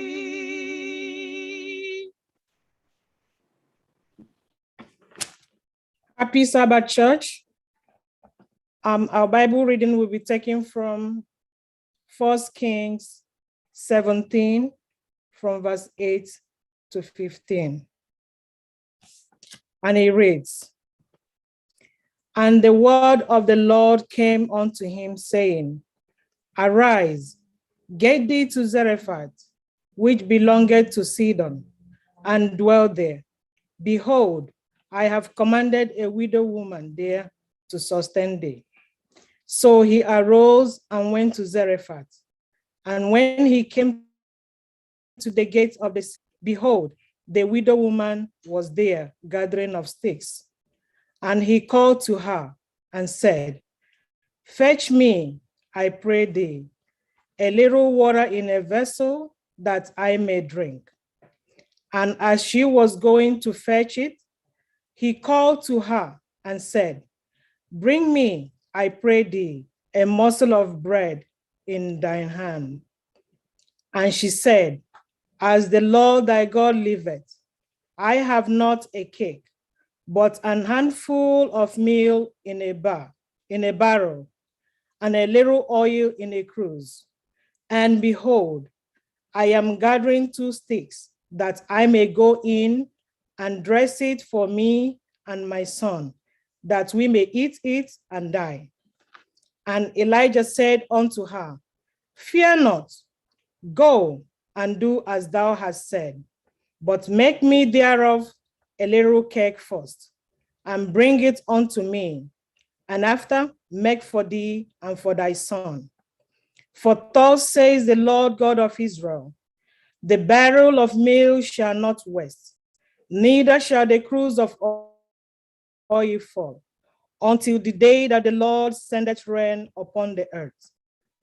And she went and did according to the saying of Elijah. And she and he and her house did it many days. May the Lord bless his reading in Jesus' name. Amen. Amen.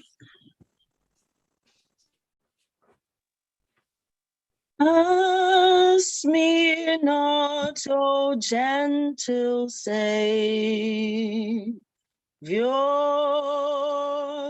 hear my humble cry. While on others thou art calling, do not pass me by. Savior, Savior, hear my humble cry. While on others thou art calling, do not pass me by.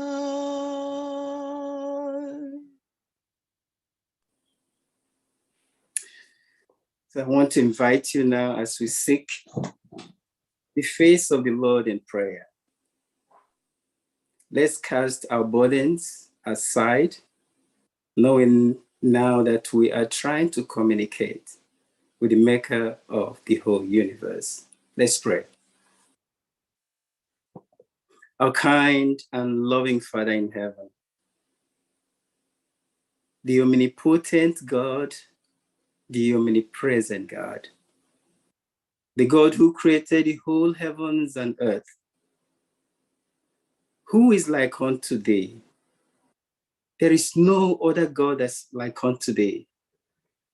You have performed wonders. You broke the seas open for the children of Israel to pass through. And you have done so many other wonders. No other God has ever done so. We are grateful that we can talk to you. We are grateful that we can surrender everything into your care and keeping. We adore your name. We lift it up on high, and we thank you for leadership of our lives. Amen. We want to confess our sins now. We're asking you to come and put our sins away. Is it in me? Is it in my brother? Is it in my sister that will prevent our prayers from coming on today? We ask now that you cast them away. Amen. That you make us worthy to approach your throne of grace at this point. That you have cleansed us and make us worthy, mighty Lord, to talk to you. Our hearts are heavy because we have sinned against thee. And we ask you now to come and forgive us all our sins. Amen. We thank you for the miracles you have continued to perform. What a week we have passed through. What a week that you have showed us that you are a God that answers prayers. So we are thankful. And we are saying, may honor and glory be to your gracious name. Amen. We want to thank you, mighty Jehovah, for deliverance. We want to thank you for us going out this week and you brought us safely back in. And most importantly, for assembling your children today so that we can show the thankfulness and the gratitude that we have in our hearts. So we thank you and we want to present our graduates today. Those that you have allowed to graduate, those that you have given the intellect and the wisdom to pass exams and then move up to the next class. We present all of them into your care and keeping. There are many others who are also planning to graduate, coming behind. We're asking for the same intellect upon them. Amen. Asking that you continue to guide our children, mighty Jehovah. This gift that you have given your sons and daughters, that you come and continue to make them an example to the whole world so that they will continue to carry this message to those that they associate. We want to remember the sick, those that are laying down in the hospital bed at this moment. Most especially our elder Chika Nwugo, whom you have brought from the other side to life in a way that is so miraculous. You do it in such a way that it overwhelms the whole world. And the world is going to ask, who do they serve? And we are proud to say that we serve a living God. Amen. And that you answer our prayers. Amen. So we are grateful. We can't thank you enough. The whole family, we want to commit into your care. Thank you for the comfort and thank you for the happiness that they have today. Amen. We also want to remember the elderly. We present them one after the other, asking you, oh Lord, to come and be their God. Amen. In their pain, in their suffering, in their gnashing of teeth, that they remember at all times that you are there behind and around them, that you are still their God. We want to remember the adolescents. We want to remember those that are in the middle of their age, who are in their crisis, that age that people get to and they are crashing. To remember also that you are there and that you are a God that leads at all times. Amen. So Lord, we thank you for our leadership in our lives. Every single day we wake up and we get dressed, we go to the hospitals to teach and to work and to take care of those that are sick. We want to commit most especially those that are personally and closely are in close contact with those that are suffering from the pandemic, those that have the virus, but you've also given us the protection to be able to care for them. We want to present them most especially to your care and keeping, asking that you continue to guide them. Amen. Thank you, mighty Jehovah, for foreseeable. Thank you, Lord Jesus, because you have given your spirit to this church and continues to lead this church to leaps and bounds. We thank you, mighty Jehovah, for the life you have given this church. And we pray that you continue to lead us. Amen. We are in a journey, and our hope is to inherit eternal kingdom. Let there not be any mountain. Let there be nothing that will prevent us from kissing and then touching you at the end of time. Amen. So now, Lord, we want to surrender everything into your care, asking you to lead us through this service today. We want to remember most especially our speaker this moment, Pastor Ola, that you come and put words into his mouth. Amen. So that he may speak life into our ears today, and that we will grab something that will remain indelibly in our lives. Take glory now, O Lord, because we have prayed in Jesus' name. Amen. Amen. Amen. Hear our prayer, O Lord. Hear our prayer, O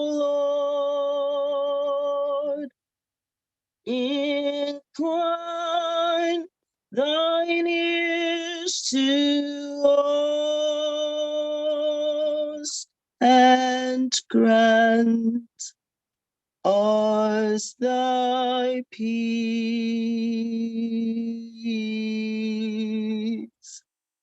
Amen.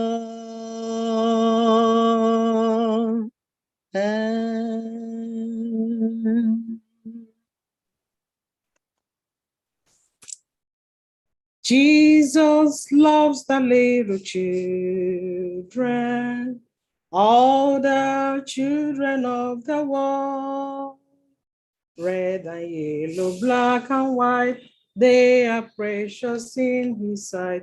Jesus loves the little children of the world.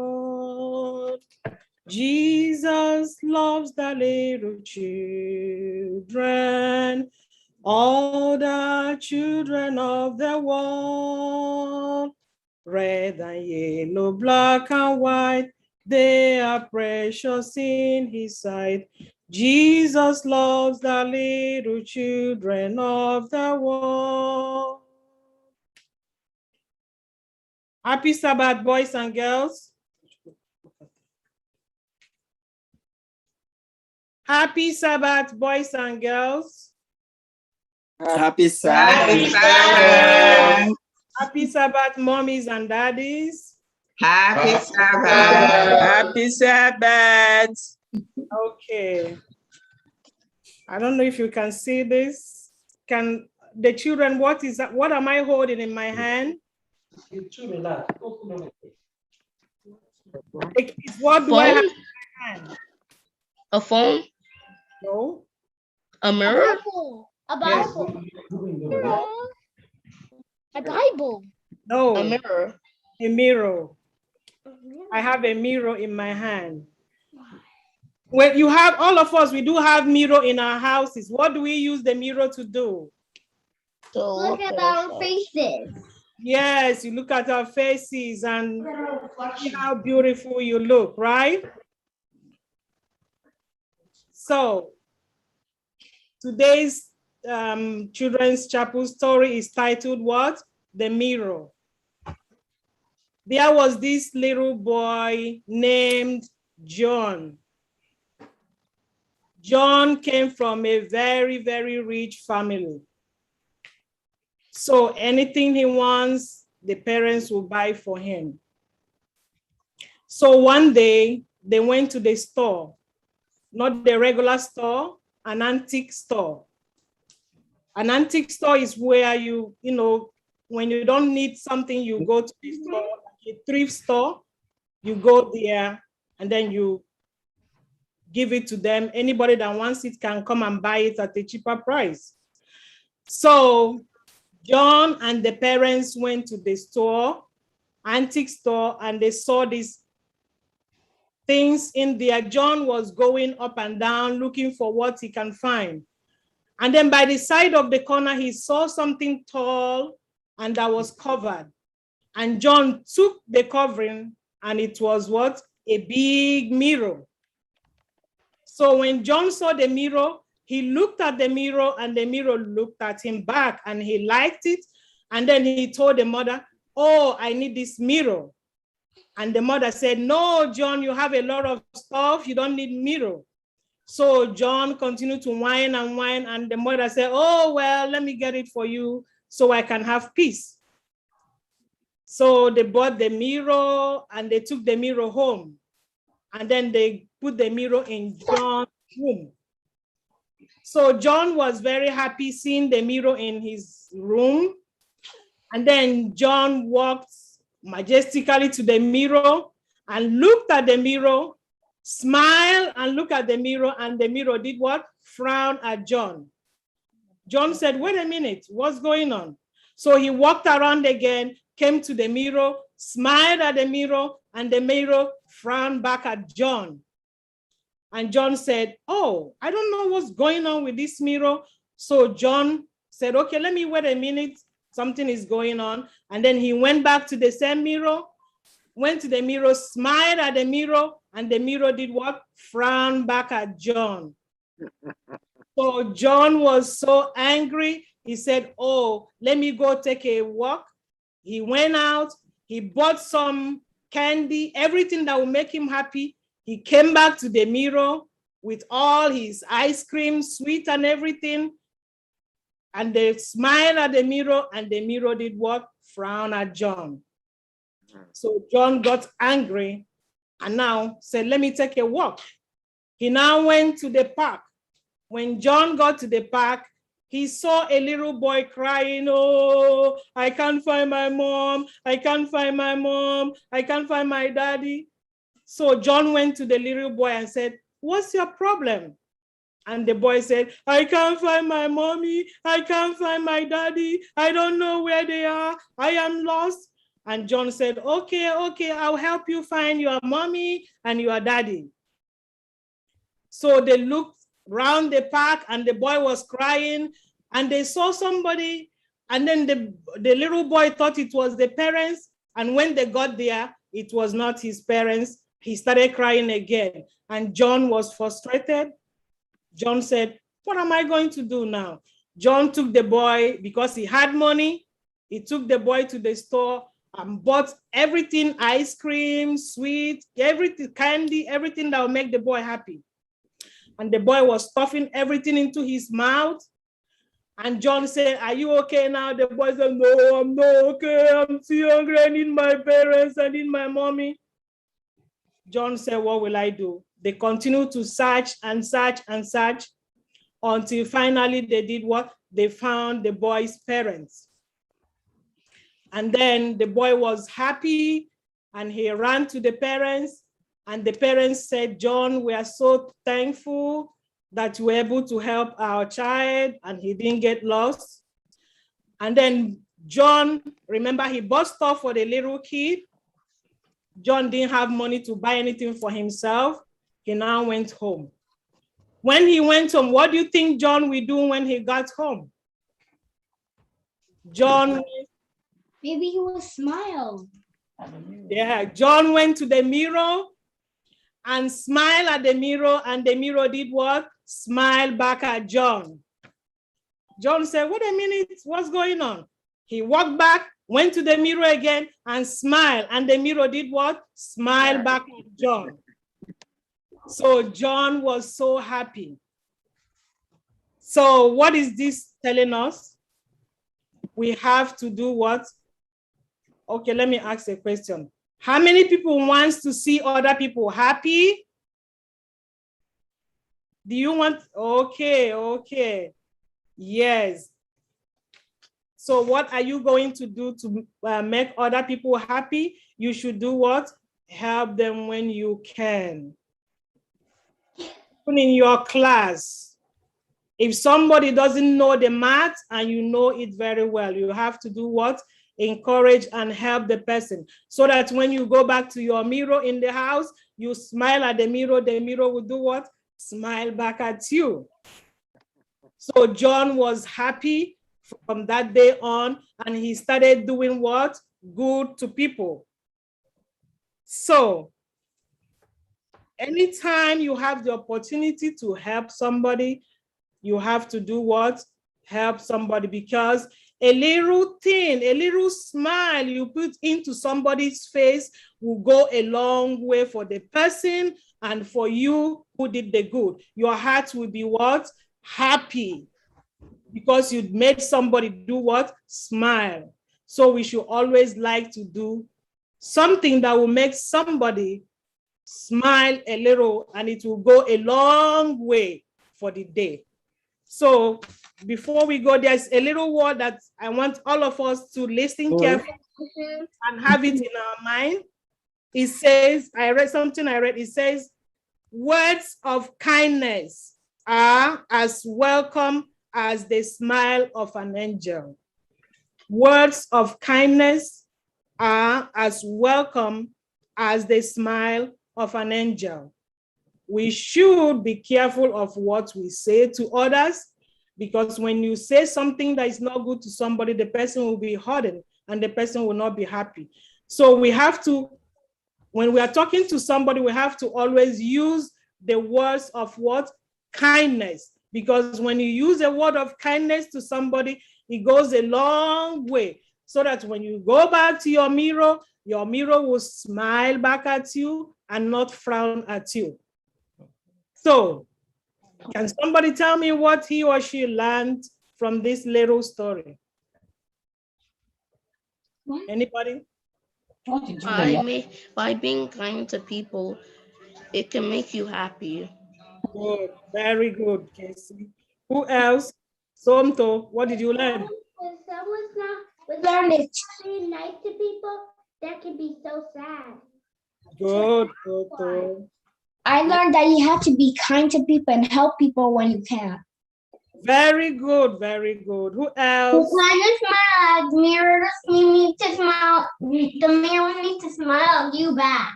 Yes, when you are nice to somebody and you smile at the mirror will do what? Smile back at you. So we have to be doing good, even in our classes.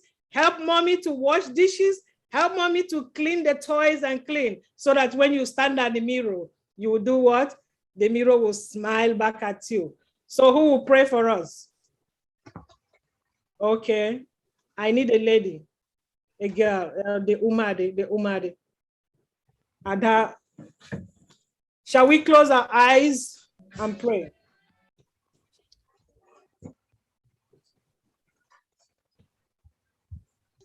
Dear Jesus, thank you for this day. Thank you that we get to learn that God is the best. And thank you that we get to learn this story, and we'll have a good day today and Sabbath. In Jesus' name, amen. Amen. Amen. Somto, you said, come, pray. Dear Heavenly Father, thank you for this day. When we can help people, we have to help people when we can. When they're feeling sad, we help them and make them smile happy. And when you smile back at the mirror will smile back at you. In Jesus' name, amen. Amen. Amen. Last week we can stand at the mirror and the mirror will smile at us back. And when we smile at them again, they'll smile at us back. And help everyone to be strong and help everyone when they can. In Jesus' name, amen. Amen. Amen. Thank you. And have a good week ahead, okay? Okay. Jesus loves the little children, all the children of the world, red and yellow, black and white, they are precious in your sight. Jesus loves the little children of the world. Amen. Amen. Amen. With the story of the mirror, we are going to look at the mirror now. Everybody's invited to look at the mirror through our giving. This is a time of wonderful blessing when we are going to participate in giving, in looking at the mirror. In First Igbo, we have different ways of giving, of appreciating, of returning our tithes and offering. It's being shown on the screen.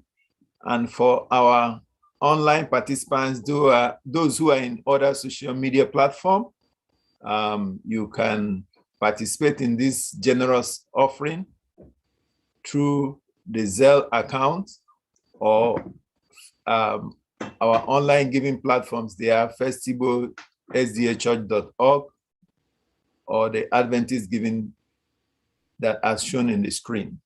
I want to read the book of Malachi 3:10 that says, "Bring the full tithes into the storehouse, that there may be food in my house, and thereby put me to the test, says the Lord of hosts, if I will not open the windows of heaven for you and pour down for you an overflowing blessing."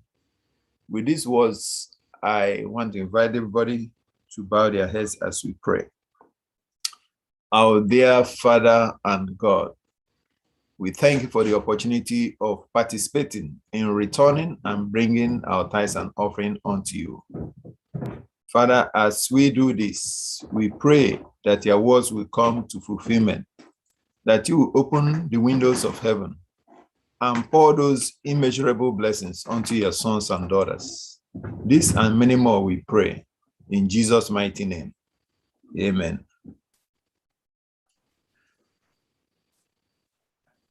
What a blessing that we are alive today and experiencing the blessings of the Lord. The first Sabbath in October, the first Sabbath in the new quarter, the first Sabbath telling us, brethren, by his grace, he has brought us this far.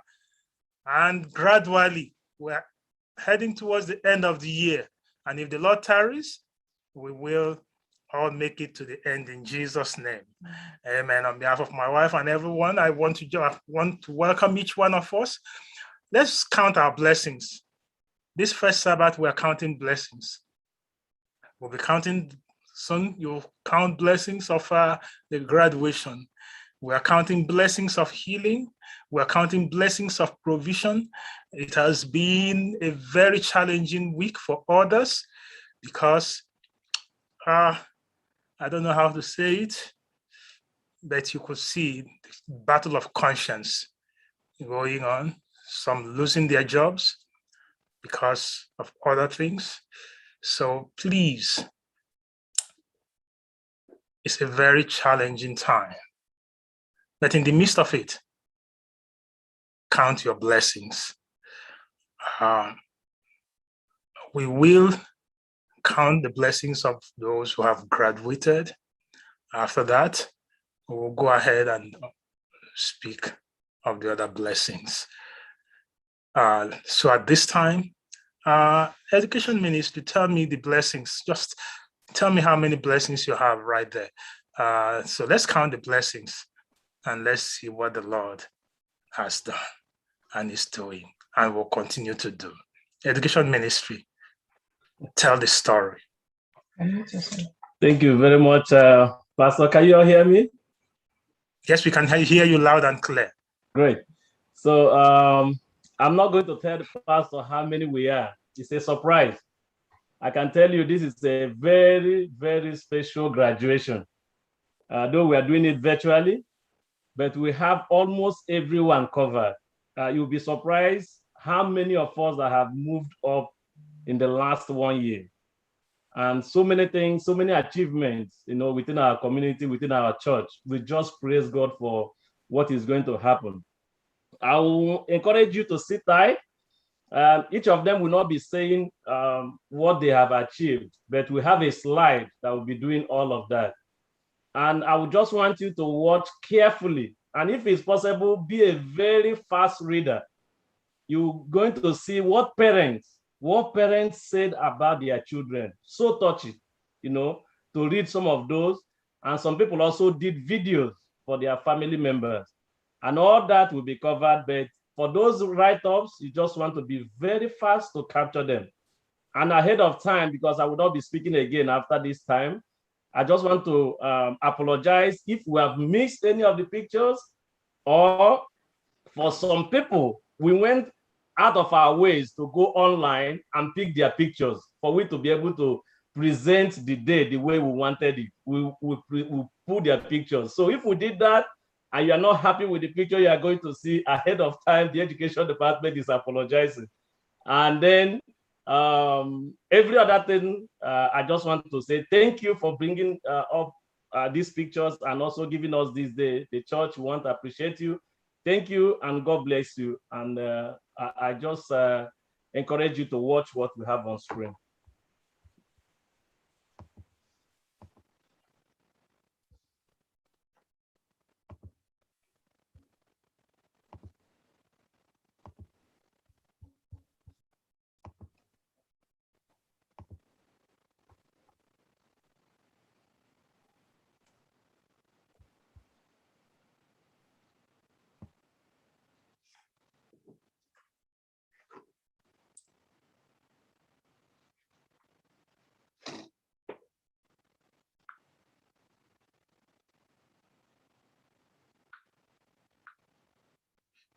to go off screen. Hmm.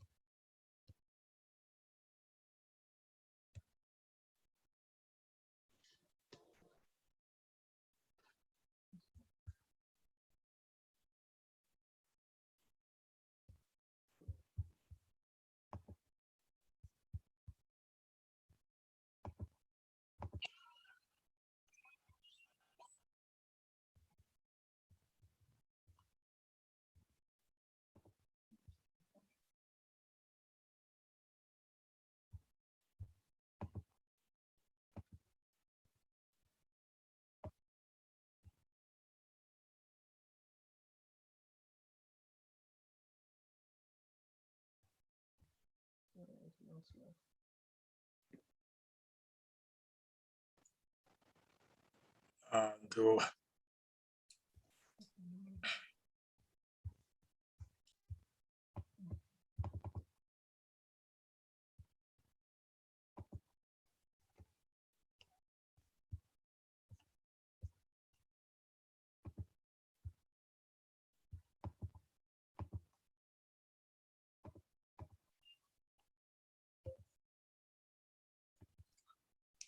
you have some more for me, right?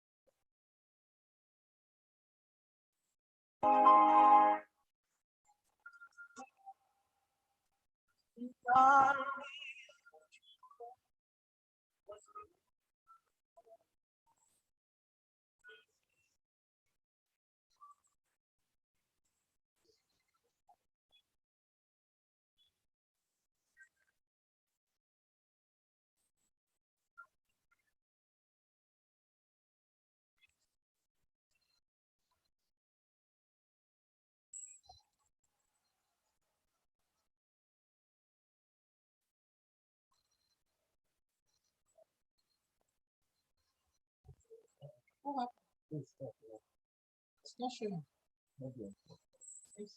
Leave it, let it move. Don't stop it again.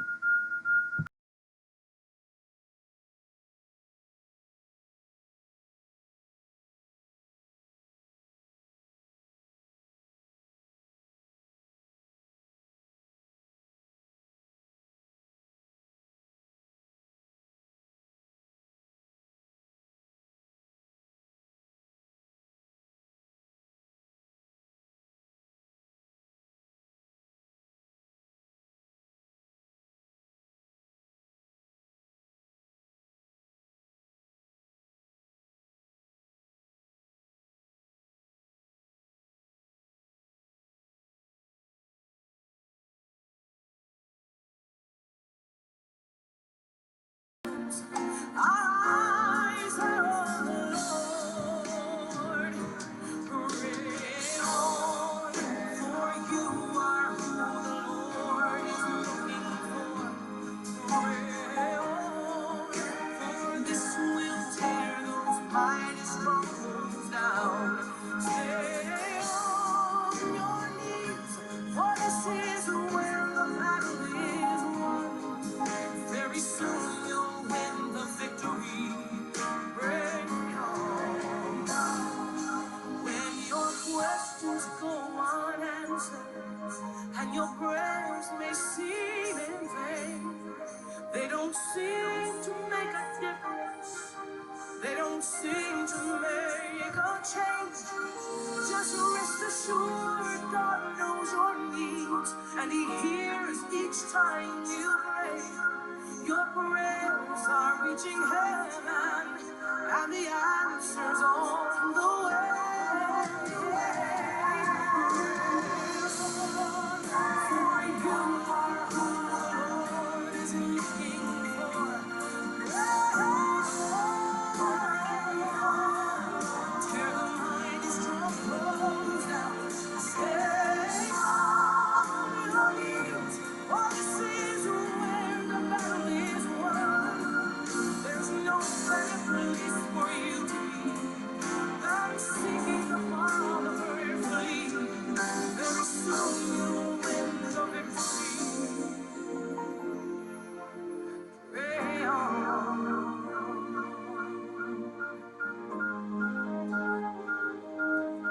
Hi everyone. On behalf of the Allen family, we would love to congratulate my sister Shanaza as well for graduating from middle school to high school. Shanaza, I just want to tell you that we are so proud of your past accomplishments this past year. You are doing an amazing job. Always keep your head up and always work hard and always remember that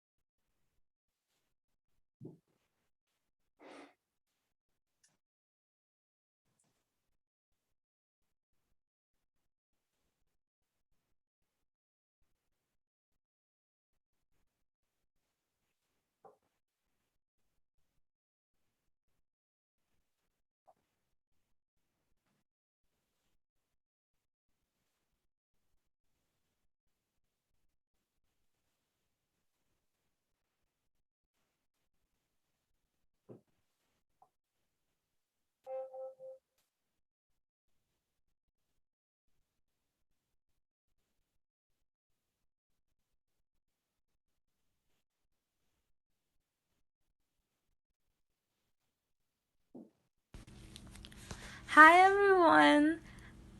On behalf of the Evo family, we would love to congratulate my sister Chinaza Evo from graduating from middle school to high school. Chinaza, I just want to tell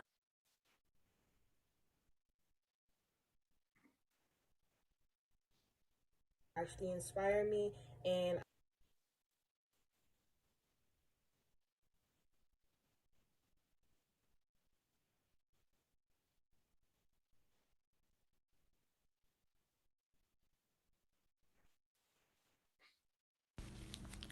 Hi everyone. On behalf of the Evo family, we would love to congratulate my sister Chinaza Evo from graduating from middle school to high school. Chinaza, I just want to tell you that we are so proud of your past accomplishments this past year. You are doing an amazing job. Always keep your head up and always work hard, and always remember that we will always forever love you. Bye. Downstate Hospital, New York.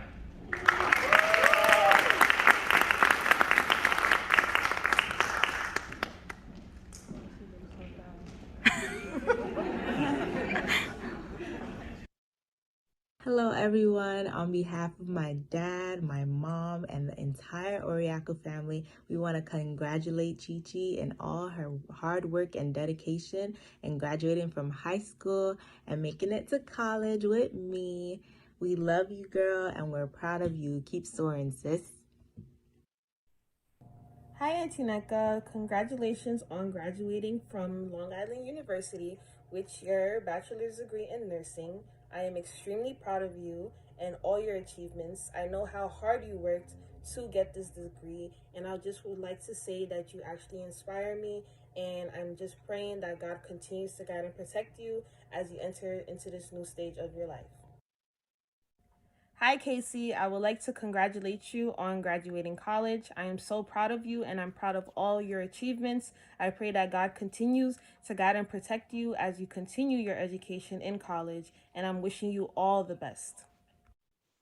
Our God is a faithful God. I am grateful to God that Chisom graduated. Chisom is the baby of the house, and she finally graduated. I continue to pray that God will continue to bless her. God will continue to lead her all the way until she achieves her goal in life. This is my prayer for her in Jesus' name. Amen.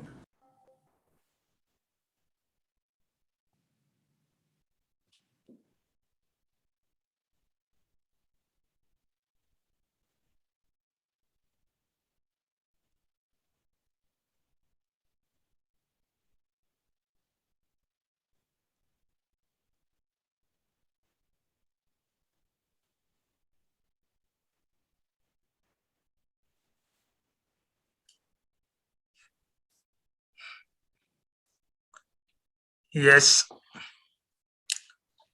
we thank God. I know that the technical hitches were there because the enemy knows that we are counting blessings, and when we are counting blessings, he's not happy. So he will always want to bring his hitches here and there. The devil, you are a liar. Did you count all of them? Who got a count? Who got the count? Okay, let me get the first one. Who got the count? Because he said he wouldn't tell me the count. Uncountable. Yes. Yeah, did I hear somebody say something to me? I said uncountable. Uncountable, right? And you will lose count, and it will surprise you what the Lord has done. That's it. Yes, amen. God be the glory. That's for the wonderful surprises from the Lord. That in the midst of this COVID, in the midst of this lockdown, in the midst of all the etc., and the vaccination and no vaccination, we have all the blessings. To God be the glory. Yes, yes, yes. Saints of God, this is who the Lord, this is the God we serve. So we bless his name. And don't look at the hitches, look at the blessings. Don't look at the breakdown, look at the breakthroughs. That's the God. We bless his holy name. And so we're going to pray a prayer of dedication. And as we pray, you need that blessing too. I ask that you also join in the prayer this time. There's a blessing you're looking for. This is the time that you also, so that when the roll is called of the blessed ones, you will say, Lord, here am I. I'm also blessed. So at this time, I think I have Pastor Ola with me here. Pastor Ola, were you there? Just let me hear that voice of yours. Pastor Ola, where are you? Are you there? Okay. Okay, he's still off the screen. Pastor Ola, I would have loved you to give me that prayer of dedication at this time, but if you're not there, I will go. Yes, I see him coming on. Yes. Uncle Joe, yes, I need you to pray that. You see, did you get all the blessings we were counting that time, right? All the great ones. And as you pray that prayer of dedication, pray the same prayer of blessing on those who are sick, that the Lord will also bless them with healing blessings. We have an elder, I know Elder Chika, just also mention him by name, Elder CHIKH Chika, and others who are sick. We also have those who are bereaved. So these are the blessings of the Lord. So go ahead, pray a prayer of blessing on the sick. On those who graduated, and the prayer of blessing of healing on those who are sick, prayer of consolation on those who are bereaved. Go ahead, my pastor. Heavenly Father, we bow reverently before you this moment because we do not have any other God but you. And you have given us assurance that anytime we call on you, you will answer us. And so this hour, from all over the world, we lift our hearts up unto you. Father, there is so much trials and sorrow in the world. But the assurance we have is that you will conquer them for us. Amen. So this morning, we present before you all the graduates, all our children, our friends, our loved ones who made it. They had a dream and you allowed that dream to be fulfilled. Yes, Lord. As well as they launch into the world or as they continue in their education, grant them success. Amen. Grant them favor that everybody that sees them, we know that they are your children. Father, I pray for Elder Chika and all those that are sick among us. Some even are not ready to say it, but they are going through the pain silently. Father, I raise my hand on them now that you from heaven will touch them, Father. And through this prayer, healing will come unto them. Father, when your son was among us, he spoke and the healing came to be. And so this morning, as I speak with my ordained mouth, that you will go straight to wherever they are and do the healing yourself. Let them have testimonies to give. Give them another opportunity to praise and to worship you. There is nothing too hard for you to do, Father. And that is why we pray this hour, that you forgive us all our sins and cleanse us from all our unrighteousness. May your power descend on them today and do the healing. Thank you, Father, for hearing our prayer, because we ask in the mighty name of Jesus Christ, our Lord. Amen. Amen. Amen.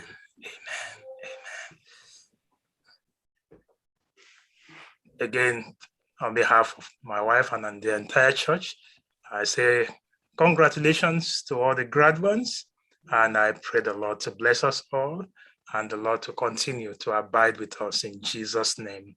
Amen. This time I will also take this to also let us know that soon we'll be having another graduation. And this time, because the Lord says that when Nicodemus went there by night to meet him, he said, you must be born again of the water and the Spirit. So soon we will be celebrating that, the baptism of our brothers and sisters, that even in the midst of this COVID, we're speaking of baptism. So very soon we'll be giving you that date. And to those who are preparing and those who also have the intention, come. Next graduation will be you, the baptism of water and the Spirit. So we're looking forward towards that, and what a glorious day that will be. Let me use this opportunity to also welcome the speaker of the hour, Pastor Professor Joseph Adebisi Ola. You will call him different names, Uncle Joe, Pastor Ola. Whatever name you know him, I just gave you his full name. Pastor Professor Adebisi, Joseph Adebisi Ola, a professor of homiletics. Though retired, but not tired. Instead, he's getting younger every day.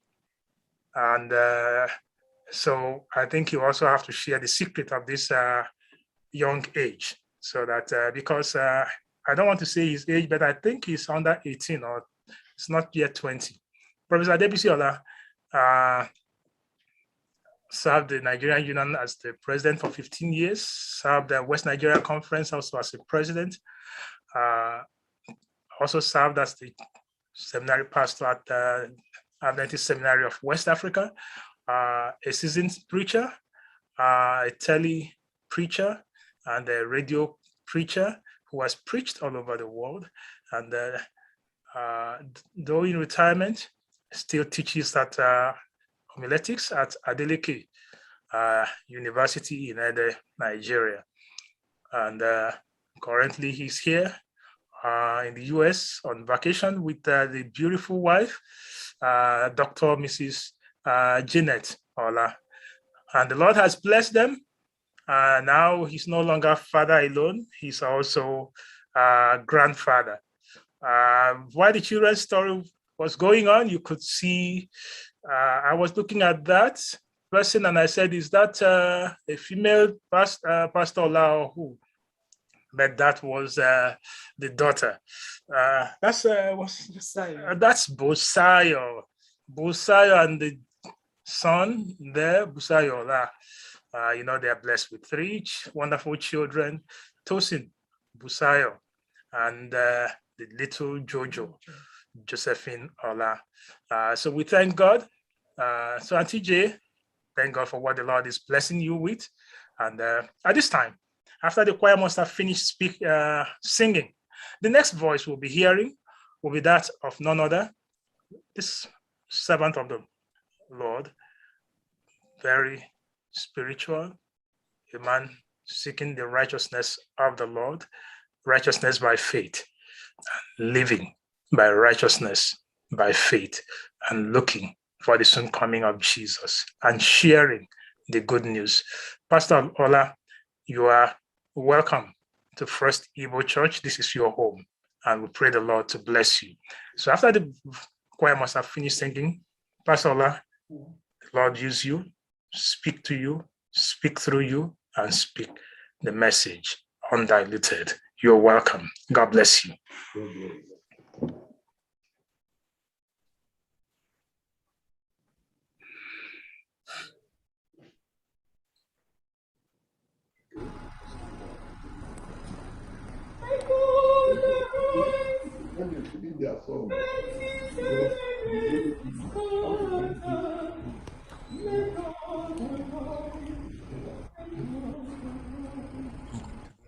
Let God arise. Let God arise.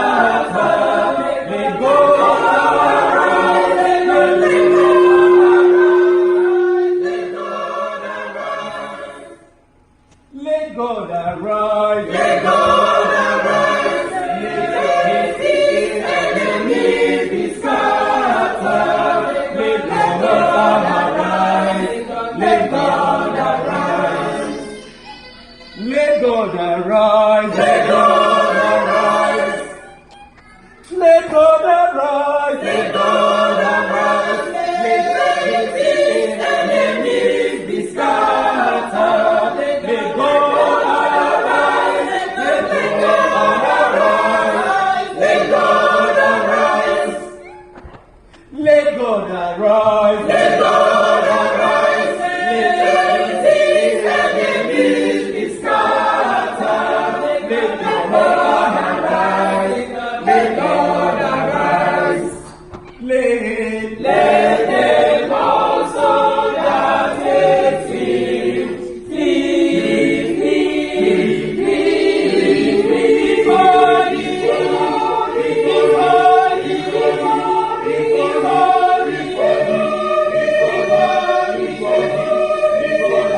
Let God arise. Let God arise. Let them also that hate him flee, before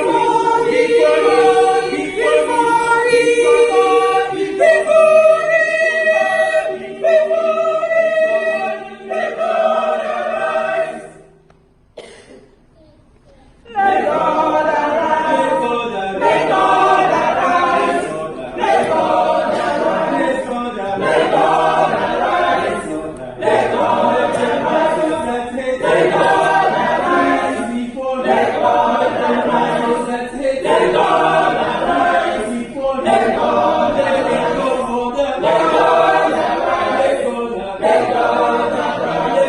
Let God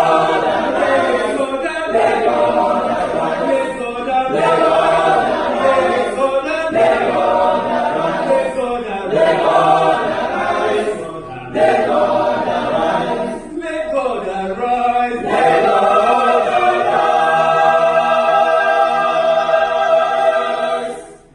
Let God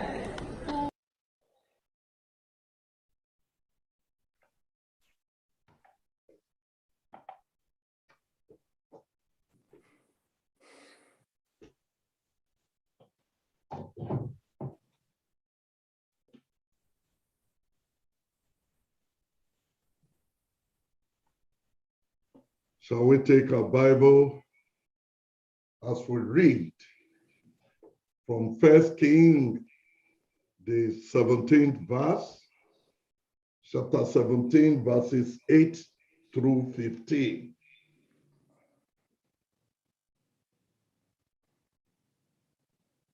First Kings, the 17th chapter, verses 8 through 15. I read in the New King James Version. Then the word of the Lord came to him, saying, Arise, go to Zarephath, which belonged to Sidon, and dwell there. See, I have commanded a widow there to provide for you. So he arose and went to Zarephath. When he came to the gate of the city, indeed, a widow was there gathering sticks. And he called to her and said, Please bring me a little water in a cup that I may drink. And as she was going to get it, he called to her and said, Please bring me a morsel of bread in your hand. Verse 12. So she said, As the Lord your God lives, I do not have bread, only a handful of flour in a bin and a little oil in a jar. And see, I am gathering a couple of sticks that I may go in and prepare it for myself and my son, that we may eat and die. Verse 13. And Elijah said to her, Do not fear, go and do as you have said. But make me a small cake from it first, and bring it to me, and afterward make some for yourself and your son. For thus said the Lord God of Israel, the beam of flour shall not be used up, nor shall the jar of oil run dry, until the Lord sends rain on the earth verse 15. So she went away and did according to the word of Elijah. And she and he and her household ate for many days. The title of our message today is God will make a way for you. God will make a way for you. Let us all bow as we pray together. Heavenly Father, from generation to generation, you are our God. Thank you for your unconditional love and grace towards us.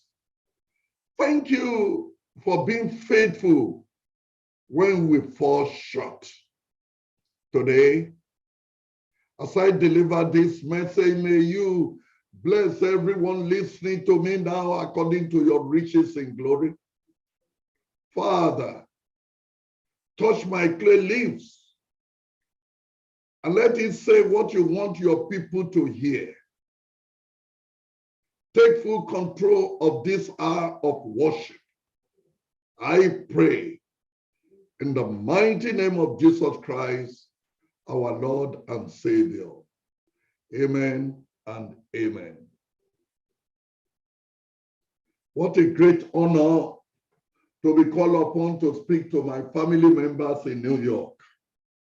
I'm here in Rhode Island. I long to see all of you face to face and worship with you. You know, but you all know the reason why I couldn't make it. I want to thank God for the choir, the children, and everything that is happening. Those of you in your homes, God will bless that your home. Thank God that He has provided His knowledge where we can Zoom to preach the gospel anywhere we are upon the face of the earth. I thank Jesus for that.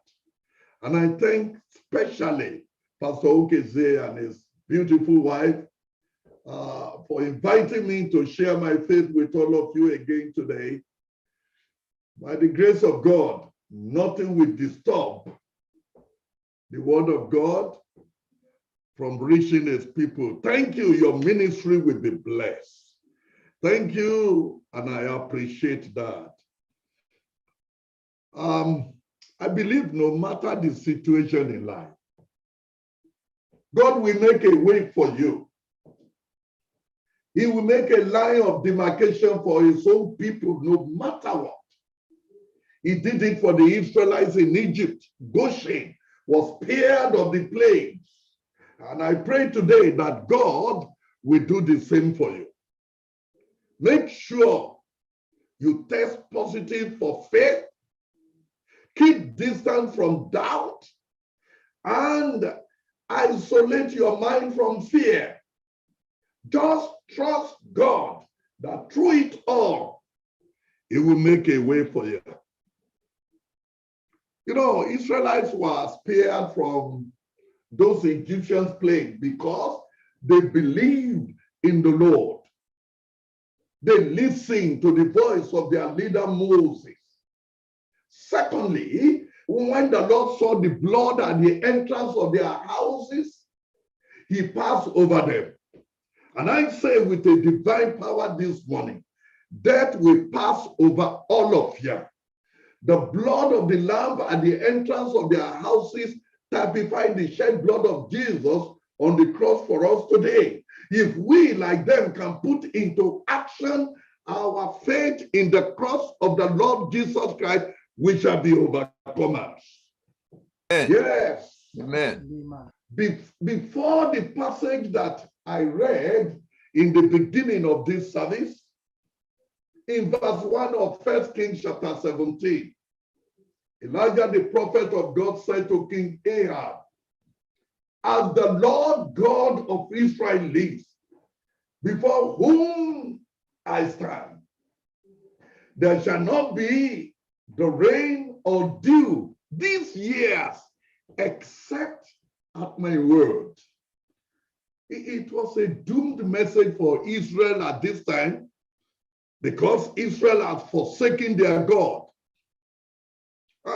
The sin committed by Israelites, led by their king Ahab, who married from Sidon, a woman called Jezebel, who brought to Israel land a god called Baal. This couple built an altar for this idol in Holy Land. They profaned the temple of God by putting idol there. And they made Israel people to worship this idol instead of the living God. They did much evil, more than any king before them. That's what the Bible says. They led Israel to sin. Prophet Elijah, whose name means the Lord is my God, was sent to deliver that message. This man of God was one of the greatest spiritual reformer of all times. You know, many parallels can be drawn between his ministry and that of Moses. Elijah came from the town of Shishbe in Gilead, east of Jordan. Some consider Elijah as the greatest prophet of the Old Testament. When he predicts a drought, he was not out there to make popular speeches or gain friends in high places. No. Elijah spoke to the people when God spoke to him. And God plus one Elijah equals majority. Heaven was with him. Yes. The message that Elijah brought to Ahab over the Israelites was not taken seriously at first because people mocked him. How can you stop rain when Baal, the reason why we worship Baal is because Baal was the god of rain and dew. But when things began to change in the land, then some knew that God spoke through Elijah. Elijah said, as the Lord God of Israel lives, before whom I stand, there shall not be dew nor rain this year, except at my word. You know, Elijah's words are a direct challenge to the belief of false prophets of Baal, that it is their God. I said it before, that always provide fresh water, send dew and rain at his own free will.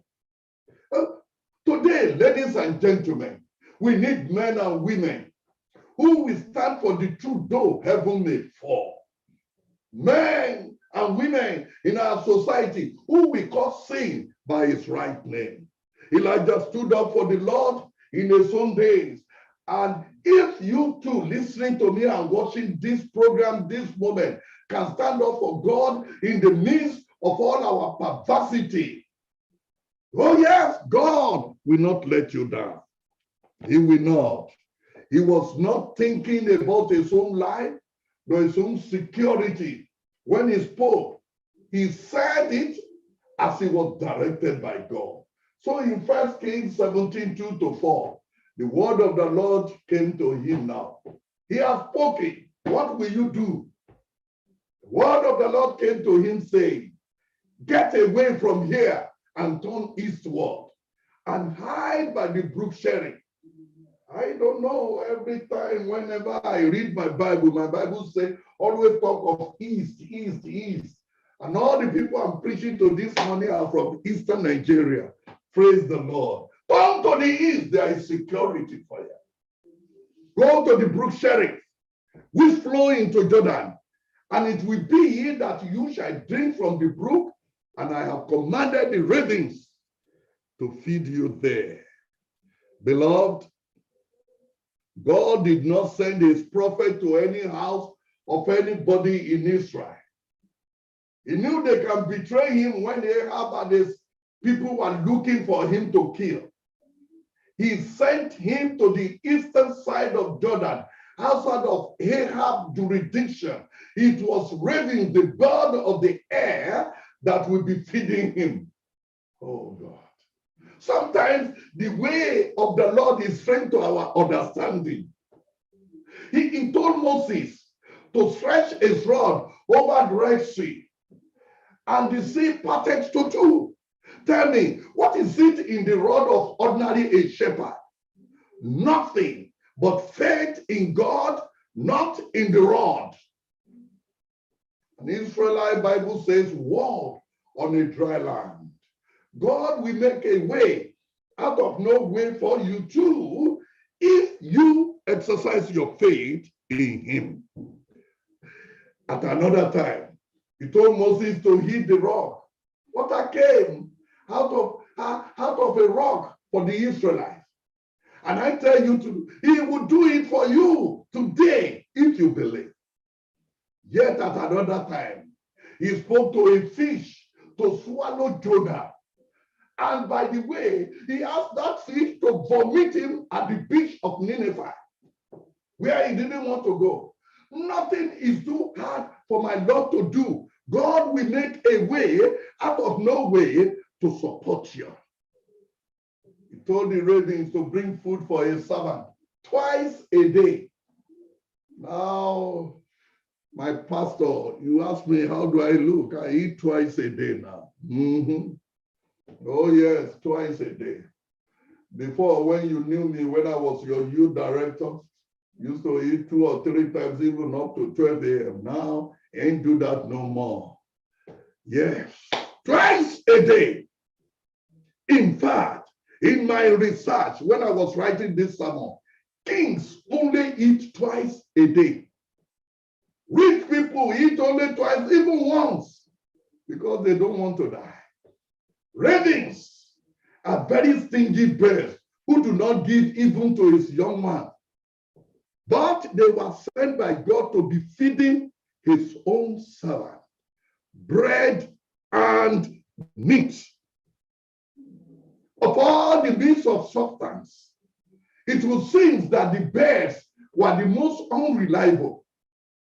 And of all birds, ravens, who were the most undependable, selfish birds, such were the prophet would depend for sustenance. What a great trial for the man of God.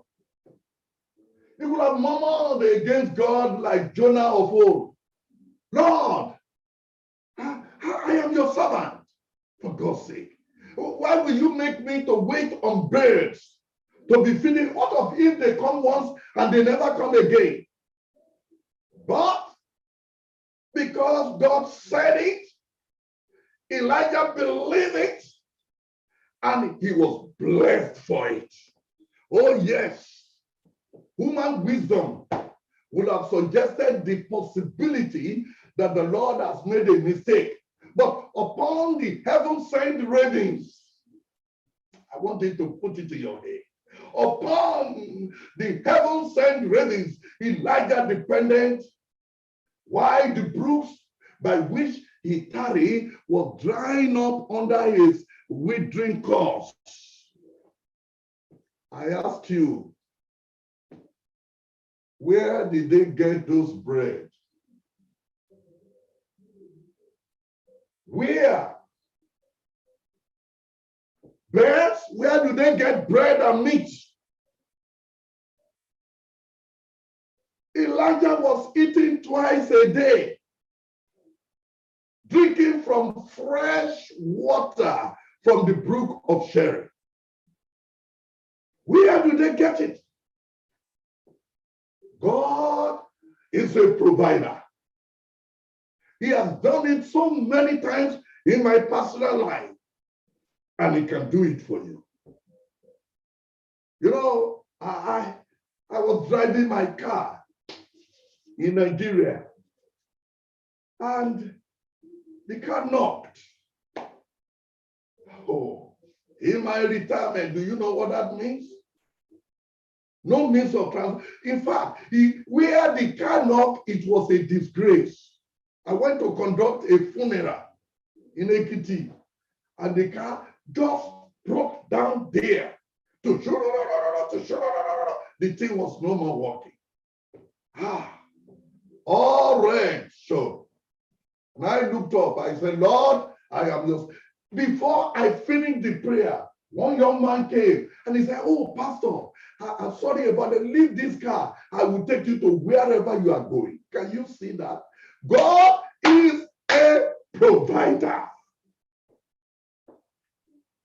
And when I got home, a few weeks after that, the Jadeleke gave me another car. My children too, they bought me another car. So instead of one, I got two. God is a provider. Well, the Bible revealed that Elijah enjoyed his stay by the brook of Cherith. We do not know how long he stayed there. All we know was that the free food from the birds never stopped until the prophet left the brook of Cherith. Nothing got God by surprise. God has already made another plan for a servant. This is the heart of my message for every one of you today. Listen to me. No matter the situation you may be passing through right now, there is a remedy from God. There is a plan from God for you. David said in Psalm 37, verse 25, I have been young, and now I'm old, yet, I say yet, I have never seen the righteous forsaken, nor his descendant begging for bread. Oh yes, ladies and gentlemen, so often we look at our situation and we think, I will never get ahead. Oh, I am so far in debt. I will never get out of this. Listen to me, my brethren. God's blessing is not according to what we have, but it is according to what he has. You want me to say it again? God's blessing is not according to what we have, but it is according to what he has. The good news I am leaving with you this moment is that our God owns it all. Hallelujah. My God owns it all. God has ways to increase beyond your normal income, beyond your salary, beyond what is predictable. Oh yes, quit telling God, I can't make it. Oh yes, quit telling him. Jesus said in Matthew 6, verse 31 to 34, therefore do not worry, saying, what shall we eat? Or what shall we drink? Or what shall we wear? For after all these things the Gentiles seek, for your heavenly Father knows that you need all these things. But seek first the kingdom of God and his righteousness, and all these things shall be added to you, which means what you will eat, what you will drink, what you will wear, all these will be added to you. Therefore, do not worry about tomorrow. For tomorrow we worry about its own things. Sufficient for the day is its own trouble. God is saying to you this moment, you are worrying too much. God is saying to you this moment, you are worried to remember who I am.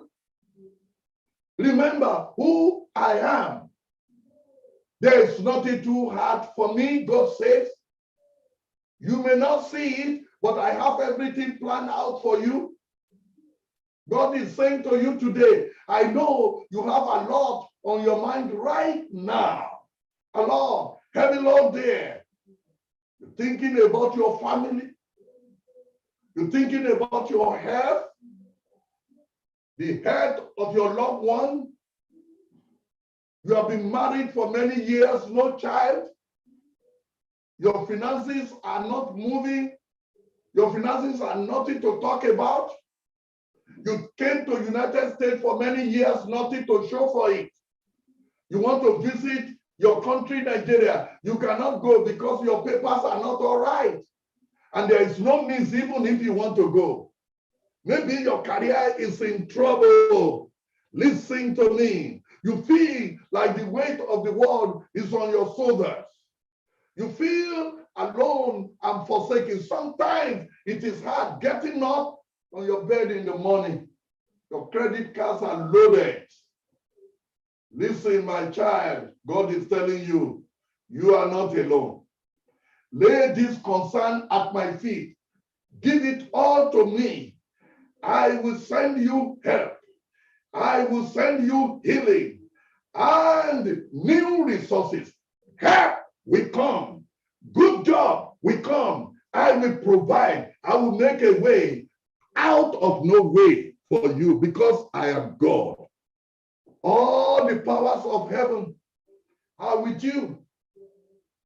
All the powers of heaven are with you. You cannot fail. Don't worry, I have your back.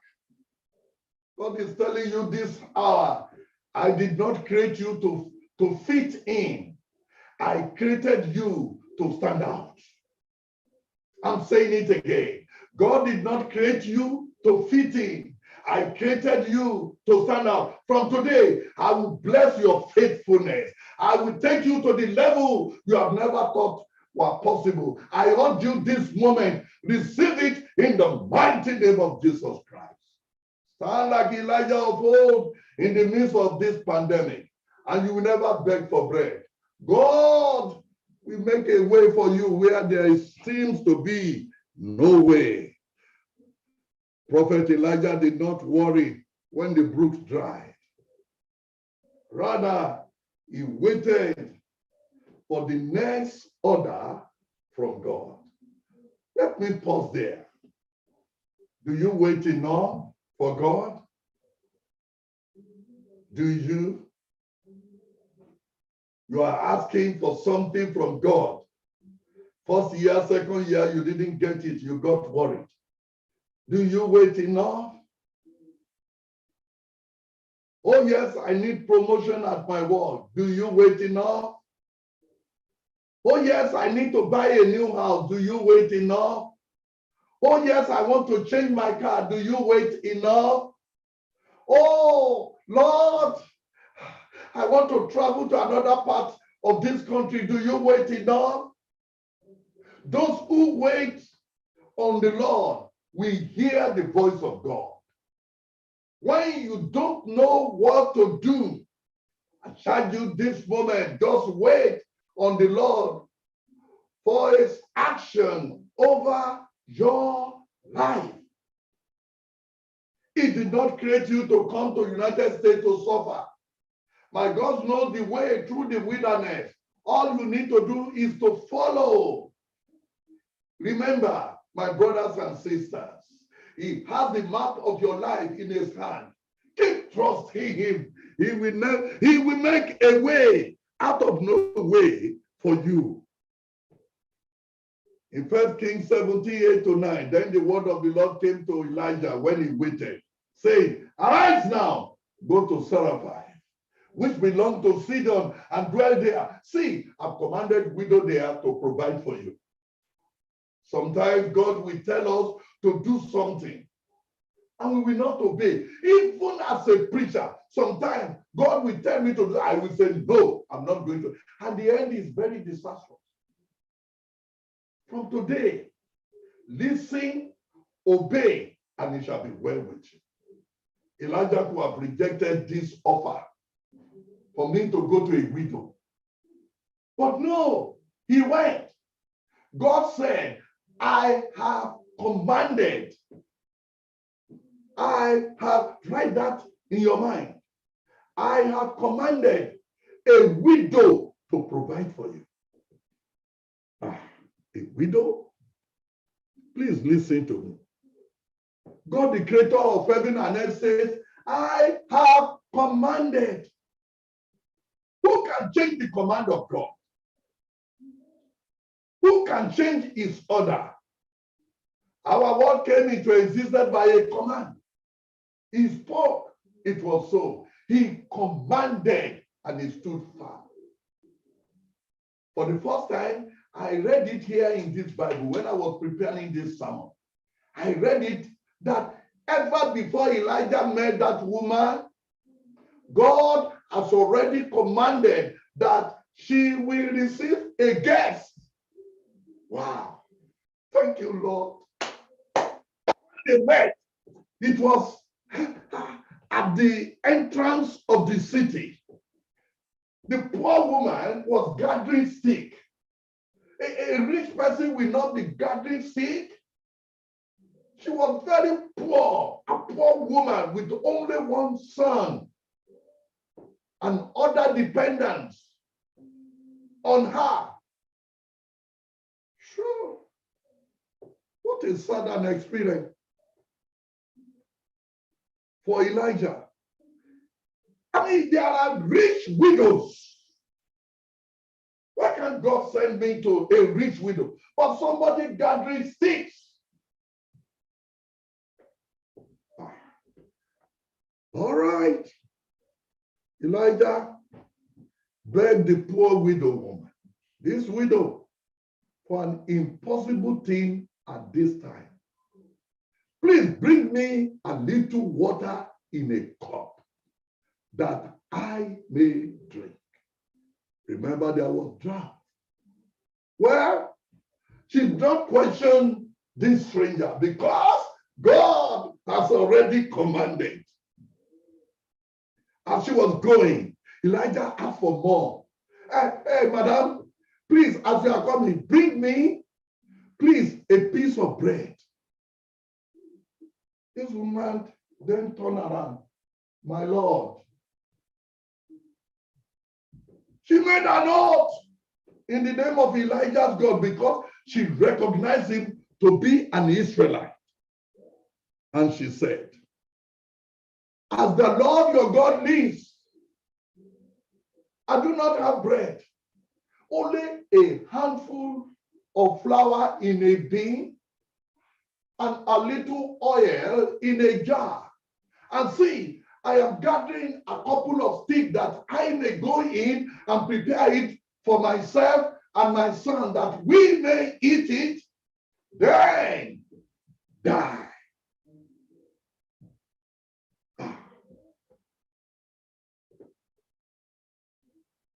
All what we have now is the last meal of our life. We will cook this food and we will die. One of the things that God hides from us is how we are going to die. How are we going to die? If God revealed to us how we are going to die, when we are going to die, oh, we will all change all the evils we are doing.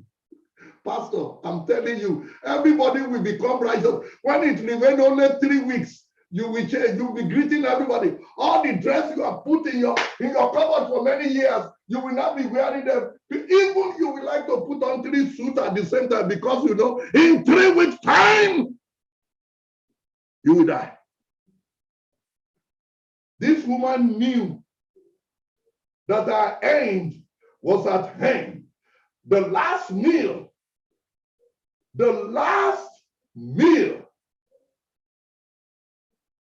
Can God make a way?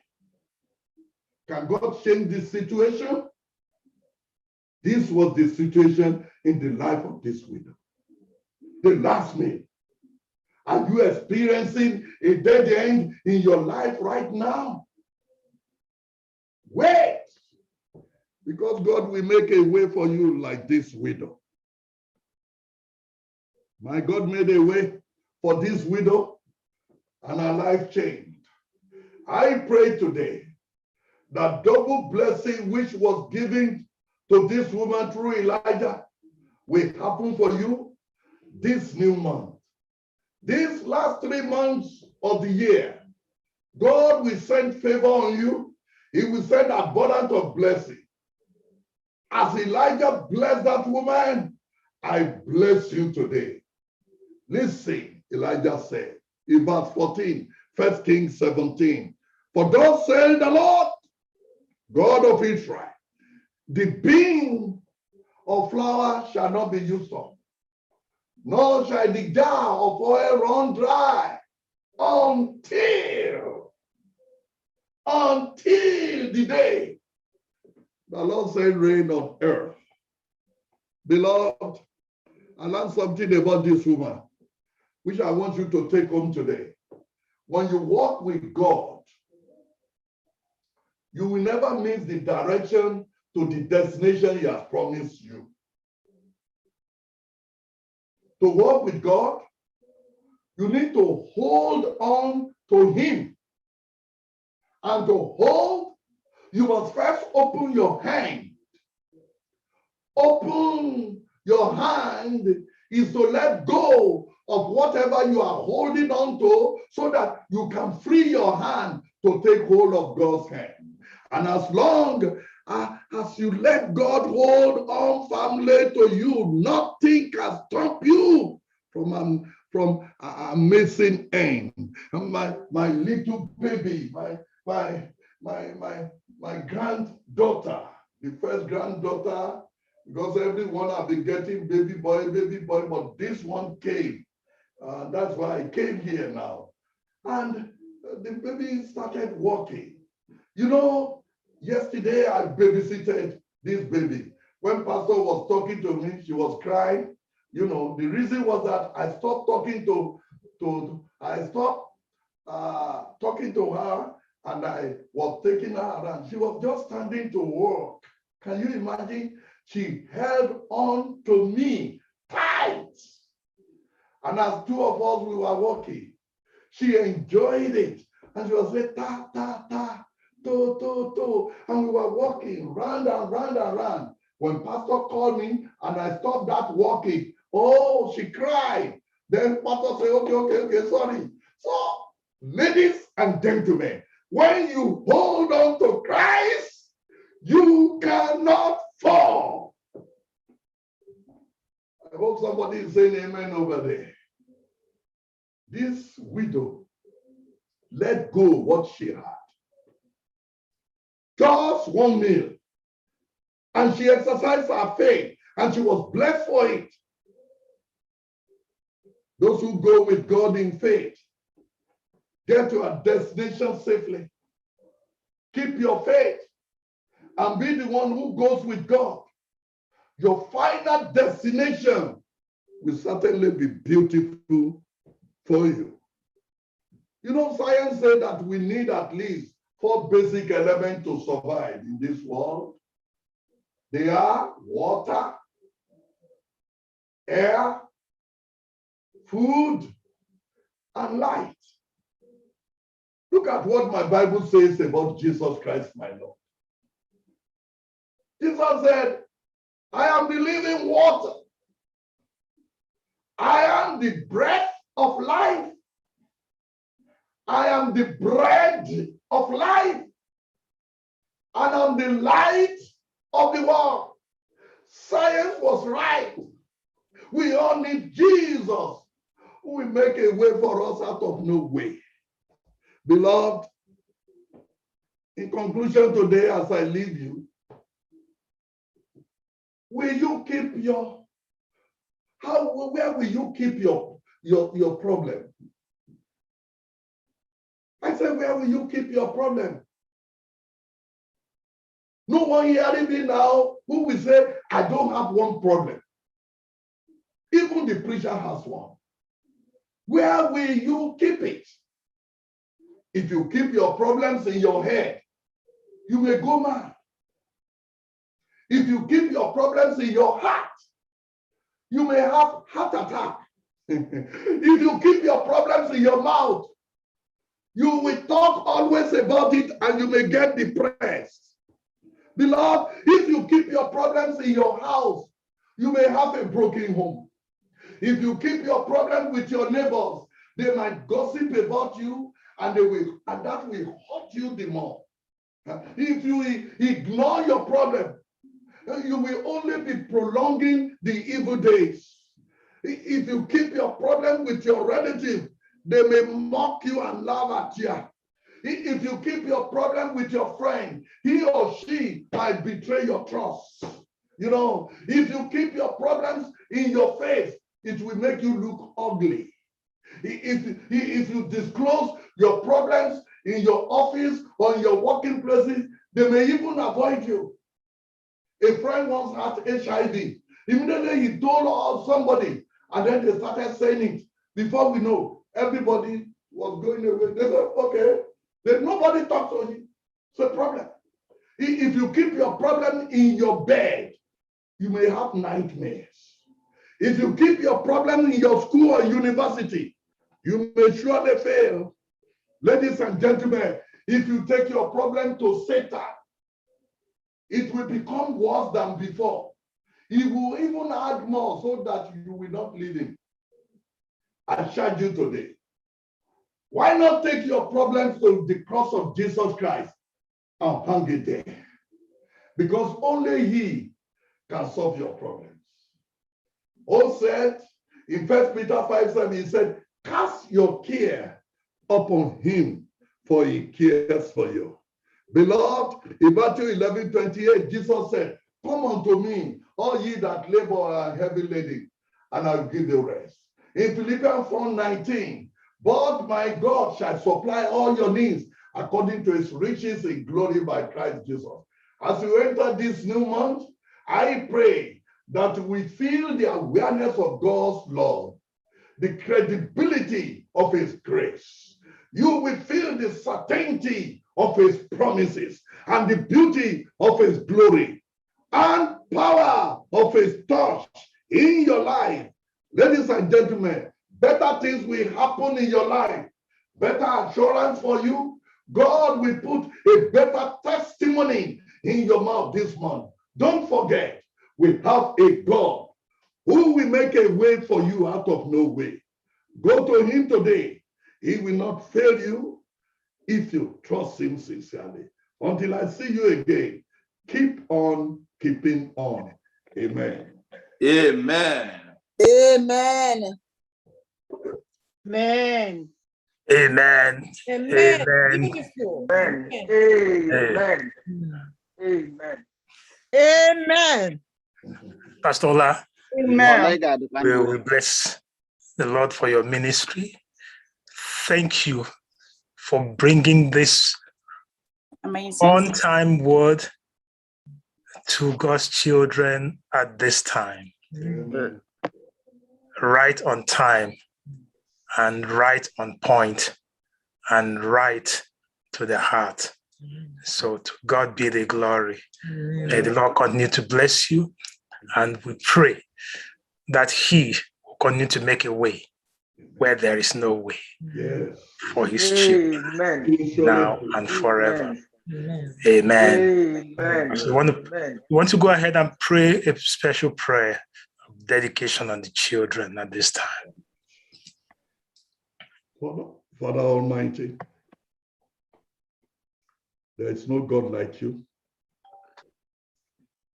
With what we have had today, we are entering this new month with a new assurance, a new hope, a new joy in our heart that you will make a way for us out of no way.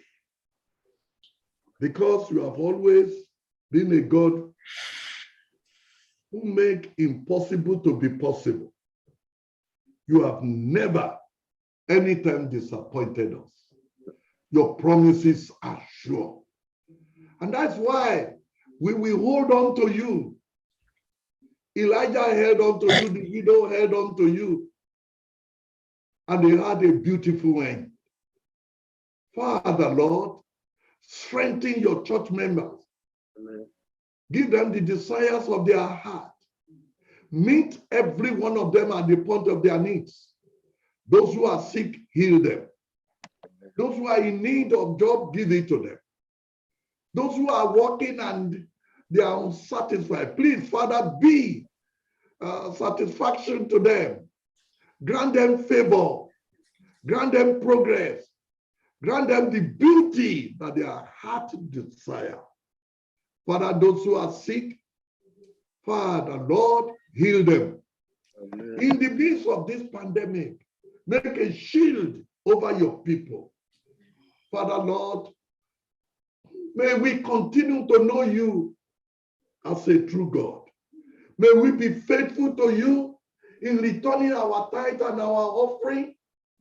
May we be strong in faith with you, because you promise us that whatsoever we want, you will give it. You said, ask and it shall be given. Seek and we will find. And so today, all who have had me, their relatives, their loved ones, all over the world, meet everybody at the point of their needs. Amen. As I leave them now, may your spirit take control over them. May your spirit never leave them. May your joy never depart from them. Amen. Until we meet again.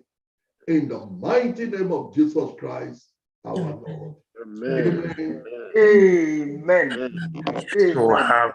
We'll have the closing song, then Pastor will give the benediction, and we will transition from there, and then we'll tell you more after that.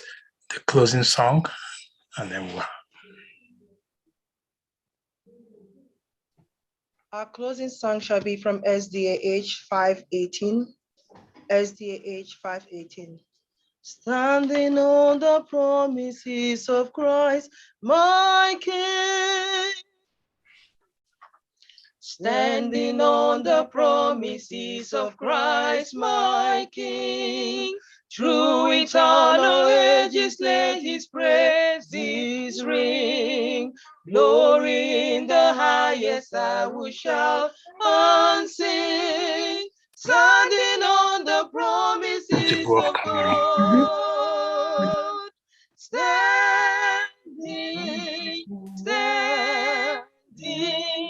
standing on the promises of God, my Savior. Standing,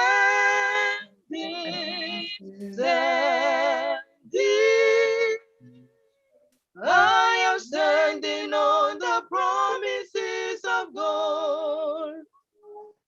Standing on the promises that cannot fail. When the hard stones of doubt and fear ourselves, by the living word of God I shall prevail.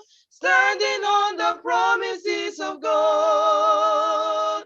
Standing, standing on the promises of God, my Savior. Standing,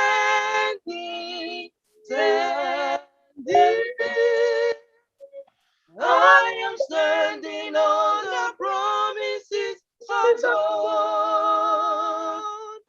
Standing on the promises of Christ the Lord, bound to him eternally by love's strong cord, overcoming daily with the Spirit restored. Standing on the promises of God.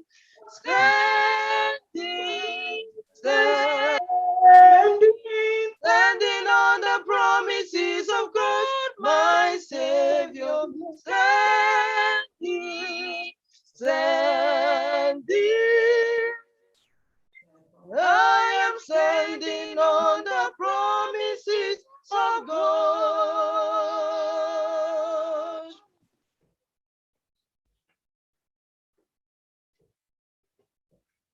Father Almighty, we thank you for today.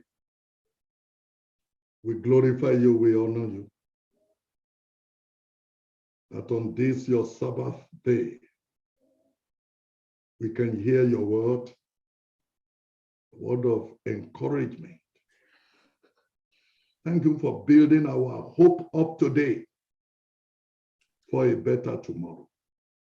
Thank you that we have been reminded today that you have a way for us out of no way, and that you are a living God, you will make it for us. So bless your work through us. Bless the ministry of Pastor Erondo. Bless all the elders, bless all the church members. Father, bless everyone who have heard me today all over the world. May your favor go before them. When Joseph went with the favor of the Lord, though he met with trials, he overcame. Father, make a way out of no way for us as we go into the battle of our lives. Fight this battle for us. And let us be a victor. I know there's nothing too hard for you to do. You will answer us. I know it because you are a good God. You will never forsake your children. Thank you for being there. Thank you, Lord. In the mighty name of Jesus Christ, I pray. Amen. May the Lord bless you and keep you. Amen. May he make his face to shine upon you. Amen. Give you peace in your heart. Amen. In your homes. Amen. In your working places. Amen. Wherever you go. Amen. Now and forevermore. Amen. Amen. Amen. We have this hope down, bones weary in our heart, hope in the coming of the Lord.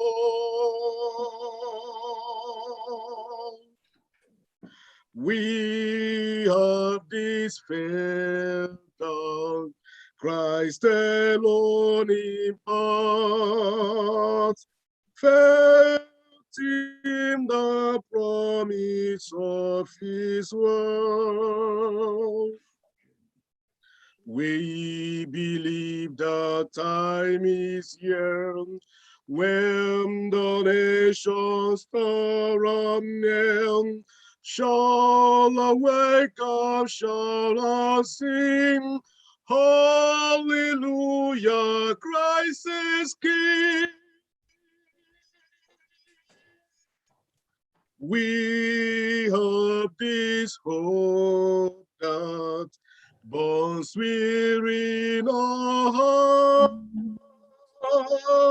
hope in the coming of the Lord. Amen. Amen. This is your moment now. You and the Lord. You might be here today like that woman of Zarephath, thinking that this is the last moment. But today, the Lord is saying that which appears impossible will become possible. So lay that situation before the Lord. Or you might be here like Elijah. Ask, and the Lord will provide for you. So this is your time. Whatever the situation, speak to the Lord now, one-on-one. Tell him. And he who opened for Elijah will open the doors of heaven for you. And he who multiplied for that woman will also multiply that last substance that you have. That which you felt is nothing is the last. The Lord will multiply it. Talk to him.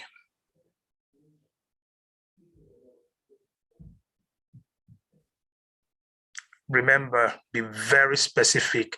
Elijah said, give me water, give me bread.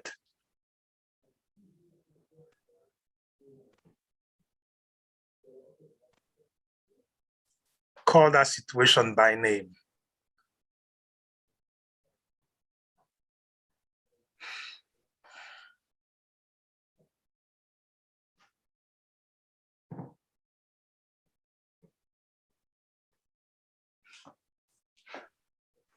I pray today that God who fed Elijah will feed you. That God who sustained the woman of Zarephath and the son will sustain you.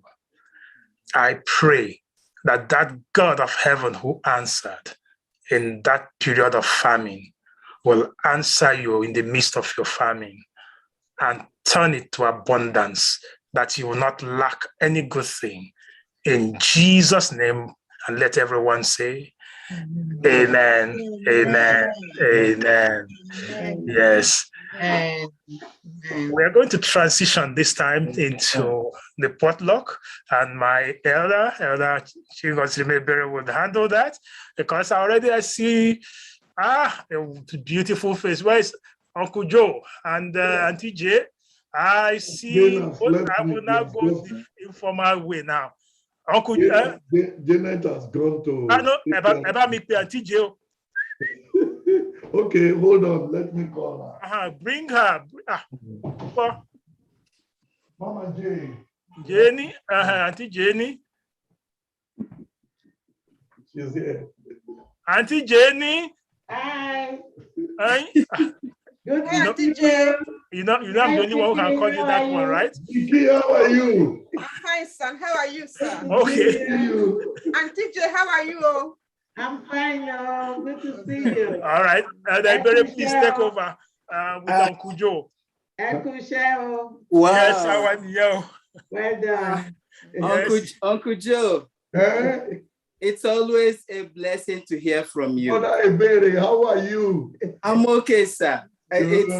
It's so wonderful. I heard you were preaching to us today. I said, oh my God, what a blessing. You know, this church has been blessed by you. The first time you came, it was wonderful. And the second time again, you gave us a sermon that was really timely. Uncle, I don't know. In the early 80s, I was in Ife. And you started this Shiloh ECOWAS. Correct.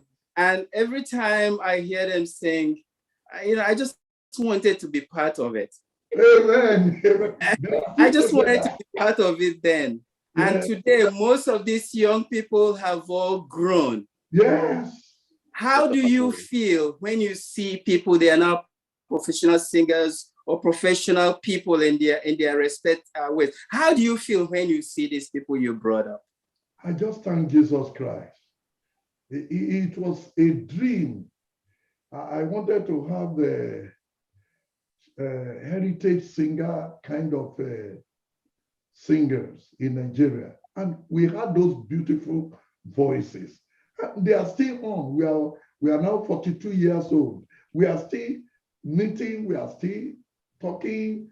Some of them have grandchildren now, Yeah. It's just God doing. I can't believe it. Look at Uzoma, my pastor there at Maryland. I remember when I met them in Adventist Grammar School, it was great. I thank God. It's just God's doing, not me. It's just Him. Listen, this is it's so exciting. And when I look at your productive years in ministry, and I just wonder, how the Lord has used you over these years, and you are continuing to do it. I thought you'd be sitting down on a chair when you were preaching today. By the way, he's a young boy. By the way, last week was my birthday, 22nd September. I thank God.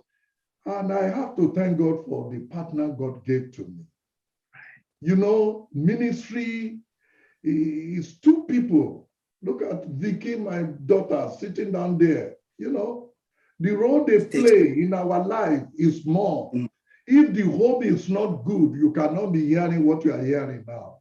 So I thank God. I thank God for that. Thank God for them. The other thing you told us today is that it's just good to eat only twice a day for people that are retired. Yes. Or it's just for everyone? Money.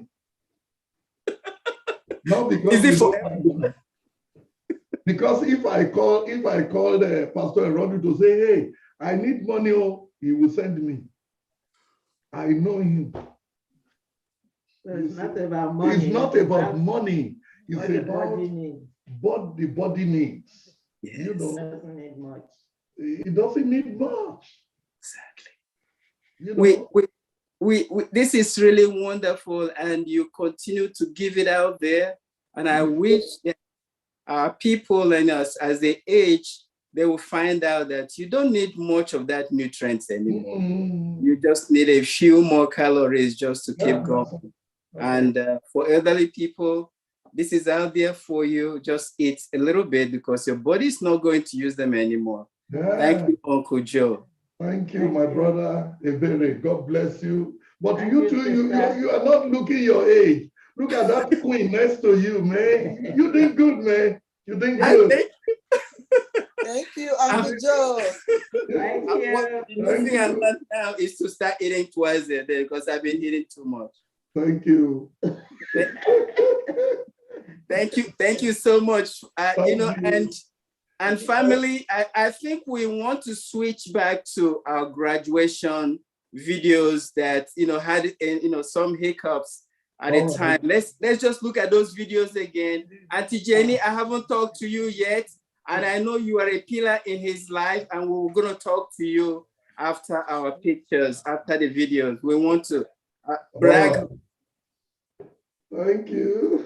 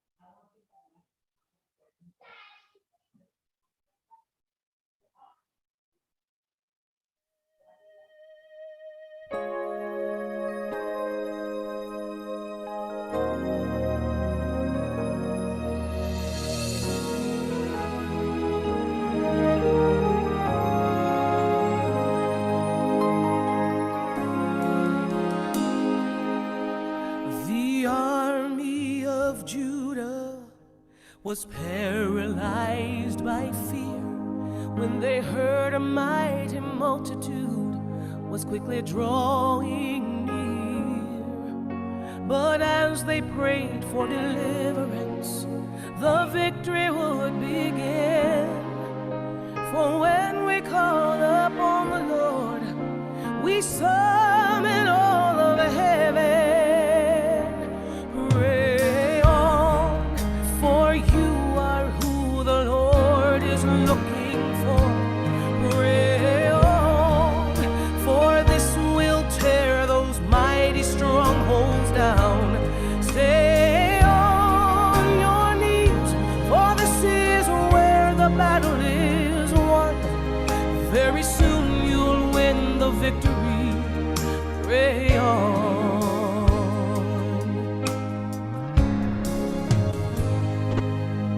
When Daniel faced the lions for worshiping the Lord, it seemed there was no hope at all for what would be in store.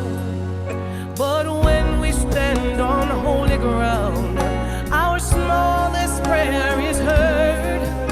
Instead of on our circumstance, our eyes are on the Lord. Pray on, for you are who the Lord is looking for. Pray on,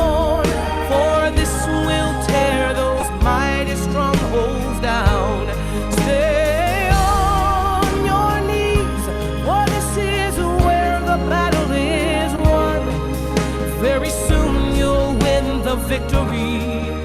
Pray on.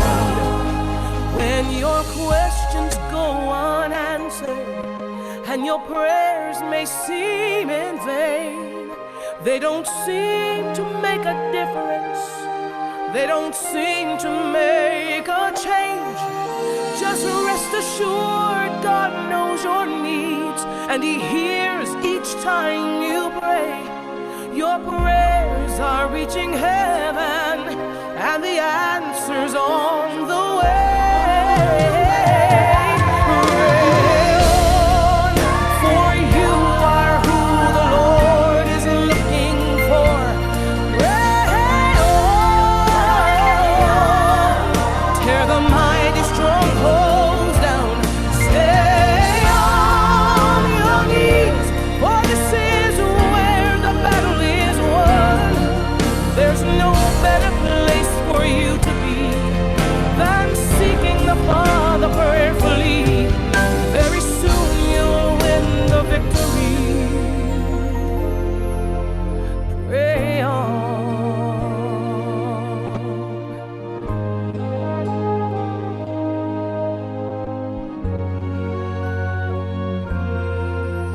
Pray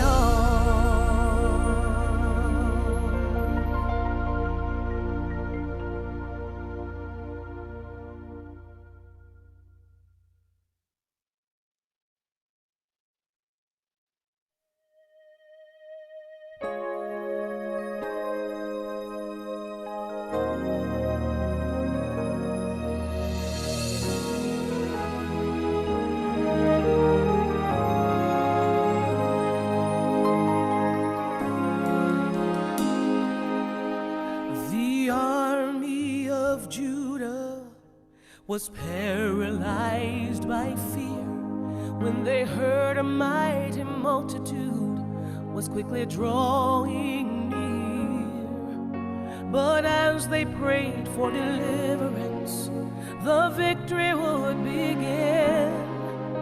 For when we call upon the Lord, we summon all of heaven. Pray on, for you are who the Lord is looking for. Pray on, for this will tear those mighty strongholds down. Stay on your knees, for this is where the battle is won. Very soon you'll win the victory. Pray on.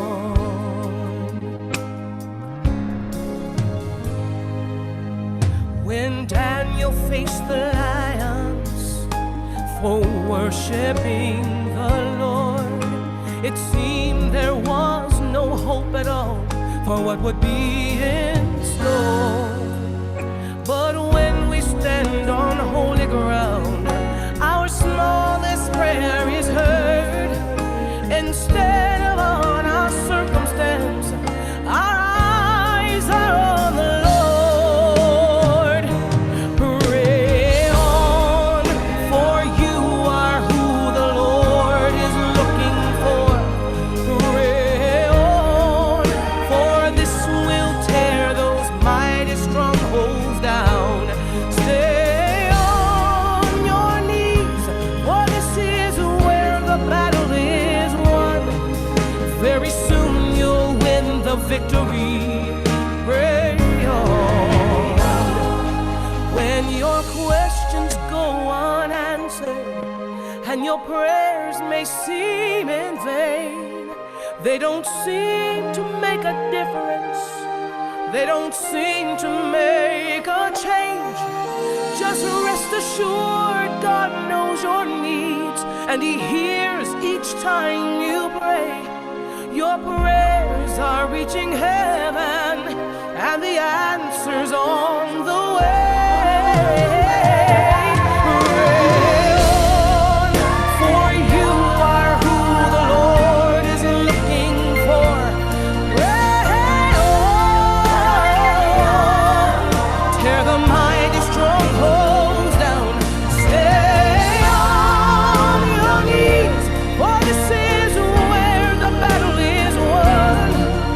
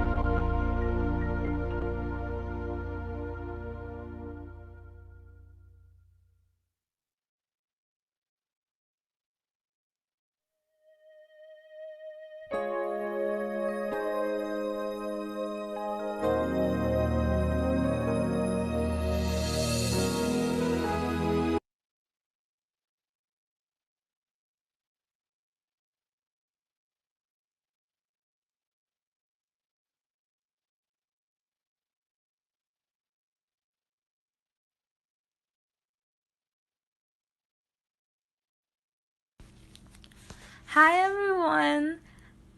On behalf of the Evo family, we would love to congratulate my sister Chinaza Evo from graduating from middle school to high school. Chinaza, I just want to tell you that we are so proud of your past accomplishments this past year.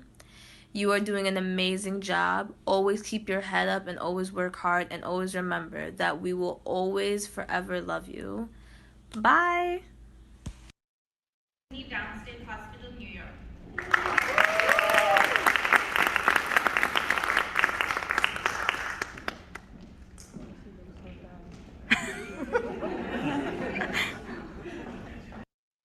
Hello, everyone. On behalf of my dad, my mom, and the entire Oriaco family, we want to congratulate Chi-Chi and all her hard work and dedication and graduating from high school and making it to college with me. We love you, girl, and we're proud of you. Keep soaring, sis. Hi, Auntie Neka. Congratulations on graduating from Long Island University with your bachelor's degree in nursing.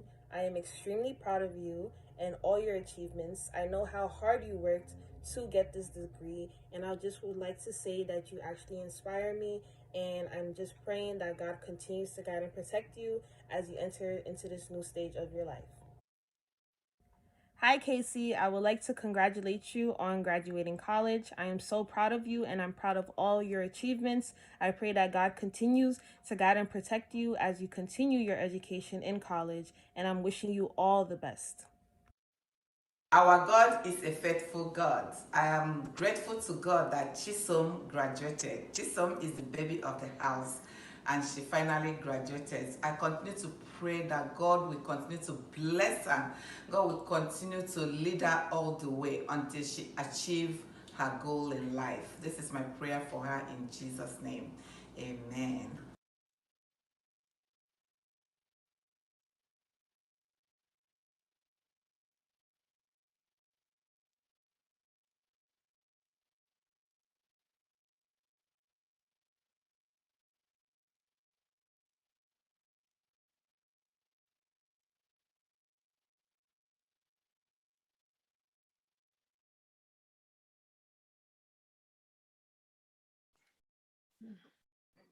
Okay, thank you. Thank you, Edago, and shame to the devil that we have finally seen the achievements of our sons and daughters, for what they have done. So glorify God for what he has done in this church family. So now we have to go back to a potluck and recognize those, especially those that came with Pastor Ola. If you can project them or spotlight them.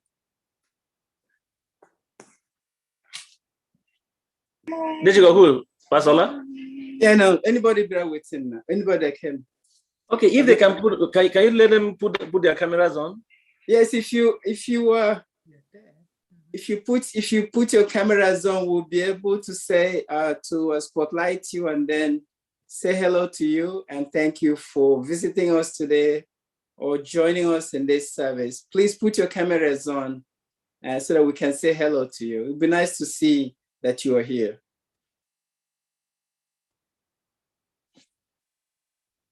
Okay, we see Deva. Okay, Deva, please. Wow, Deva is here. This looks like America.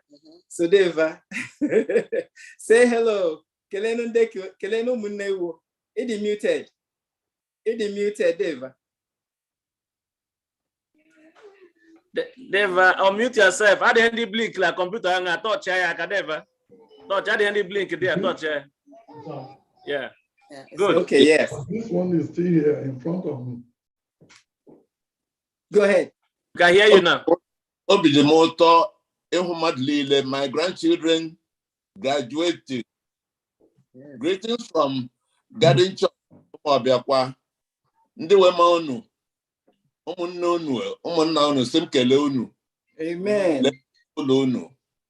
And a special greeting from my little daughter, Joyce Chinyere Evans. She is now 2 years and 8 months. She started school on 20th of September. Now, when I called her yesterday, I said, baby, how are you doing? He said, Daddy, I miss you. Did you go to school? Yes, Daddy, I wrote. Well, God is blessing us over there. But God is in control. Amen. As Amen. I pray for all of you, I'll be the motto that God is blessing all of us. Amen. Nice to have you, Jishiko. Yeah, nice to see you still standing strong and holding on strong. Thank you. Amen. Sister Edna, Kelendenzuko. Happy Sabbath in Denzuko. Happy Sabbath. Ebiana. Hey. Obidianya otehuodo. All right. This way, Abio. At the baby. Okay, very good. Obo, happy Sabbath. Oh, demuted. Oh, you know. Obo demuted. Obo, I didn't blink like a computer. I don't know.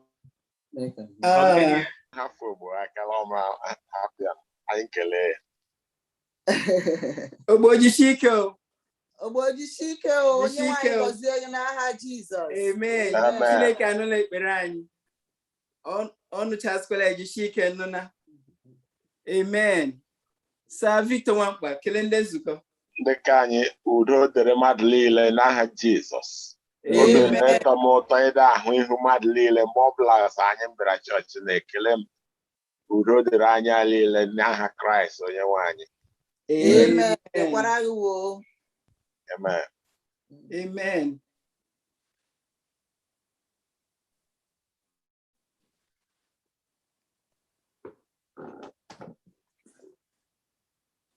Okay. Everyone.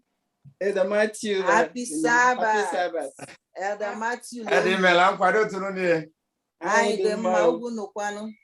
God. Amen. Amen. And I hope my prayer will very soon that we'll be worshiping in our church. Amen. Amen. Really? Amen. Amen. Really? Happy Sabbath, everybody. Yes, there you go. There you go. There you go. The building committee chairman has spoken, and we are holding you to it. The chairman is speaking. Yes. God bless you. Really? Okay. Oh. See, I'm an elder. Amen. Amen. Amen. Amen. Amen. Let's welcome your herald. This is another building committee chairman. Let's hear him too. Exactly. I think you along.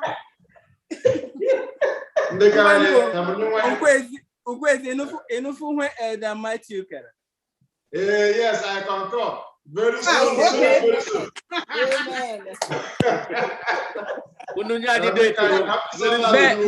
Very soon is no time.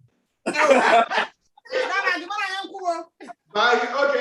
me give you guys time frame. At least, by God's grace, before the end of the month, we will go back.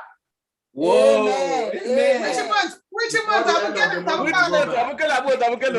December. No, I'm talking about this month. Okay. Amen. Jesus. Amen. Happy Sabbath. Happy Sabbath, man. Happy Sabbath. Remain blessed. Remain blessed. Congratulations, Chama. Thank you, man. Congratulations. Sister Maggie Nwakpa, Kelendenzuko. Now Maggie Kim. Madam Maggie, where is that, baby? Unu kele numta aboy kele change. Happy Sabbath, sense of God. Happy Sabbath. Amara Chineke baro onye nwa anya lilu ba na Jesus. Amen. Amen. Una hunu ko okele agadula. Sabo ogali chilukwelu. Okay. Okay, very good. So bad. Okay, Sister Oleberela Chisom, munu kelende nzukọ. Congratulations, Chisom. Thank you. Come to Happy Sabbath and Yeah, congratulations. Chisom, congratulations. We love you. Amen. Believe in me, believe also in him. In his father's house, there are many mansions. Amen. God will provide all our needs according to his riches in glory. May you all remain blessed in Jesus' name. Amen. Amen. Amen. Amen. Okay, ekene la uche. Unu kelende nzukọ. Happy Sabbath. Happy Sabbath. Happy Sabbath. Uche, happy Sabbath. Yeah, happy Sabbath. Happy Sabbath. Happy Sabbath. Happy Sabbath. Now, happy Sabbath. Nana. Happy Sabbath. Happy Sabbath. This is called Christ. Sister Nena. Happy Sabbath. Happy Sabbath. Amen. Okay. Amen. Welcome out. Uncle Joe, come on. Okay. Yeah, is Uncle Joe back? Yeah, he's back there. Okay. Let's greet our brother Austin and Bliss before I get to Uncle Joe. Yeah. Unmute. It is muted.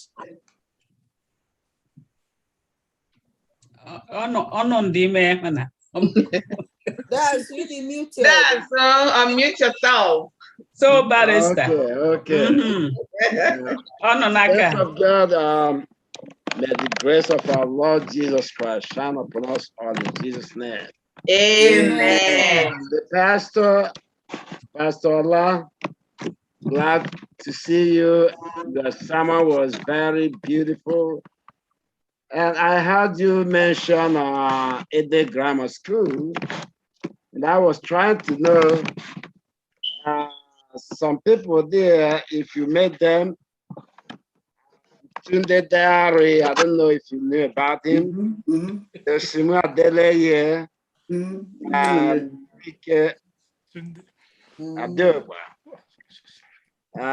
Musa Kosau. That was back then. That was back in the 60s. Oh, wow. Yeah, those were my saints. Oh. And then, yeah. Yes, I remember. When Mr. Daddy was the principal, you know, around 1960s, 66 to be exact. You are right. Yeah. You are right. Today that is in Lagos. Yeah, they were in Lagos then, even with their family. I spoke to him last week. Oh, that's good. That's good. They're all doing well. And his sister is Enrique. Yes, Enrique. I spoke to Enrique yesterday. They're all doing well. Oh, wow. That's wonderful. They're all doing well. It's about 6 years or so, close to that. Yeah? Okay. Thank you. Brother. Thank you, Brother Austin. Our pastor, thank you for coming back. Pastor. Thank you for coming back. Bye-bye. Thank you so much. Love you. Bye. Thank you. Again. Thank you. Remember, again. All right. Uncle Joe. Hey. Good to see you, sir. Thank you. God bless. Uncle Joe never changes. Never. Faith of our fathers. Yes, faith of our fathers. We got it. We got it. God bless you. Oh, man. And you gave us a lecture on faith today. We'll have to continue. Before you leave, where's my Auntie Jay? Auntie Jenny. Yeah, stand up. Auntie Jenny, where are you? You don't put like that. Auntie Jenny is here. Auntie, Pastor, before Pastor, thank you. I just wanted to thank you also on behalf of the church for what you have done on Pastor Ola. Because if you weren't that strong pillar that was in that house, maybe we won't have him today, and we want to ask the Lord to continue to bless you today. Amen. I know that Busayo is there, and the grandchildren. She has grown up. Yeah, she's gonna. Why don't we just let's just bless this family before they go, please. Okay, let me call Bola. Okay, call her. Bola, my son, come. Come back. You can take one more, then we'll just pray with them. Yeah. Okay. So Ugo, can we take one more before they're ready? Okay. Elder Acho Chilefu. Happy Sabbath, everyone. Happy Sabbath.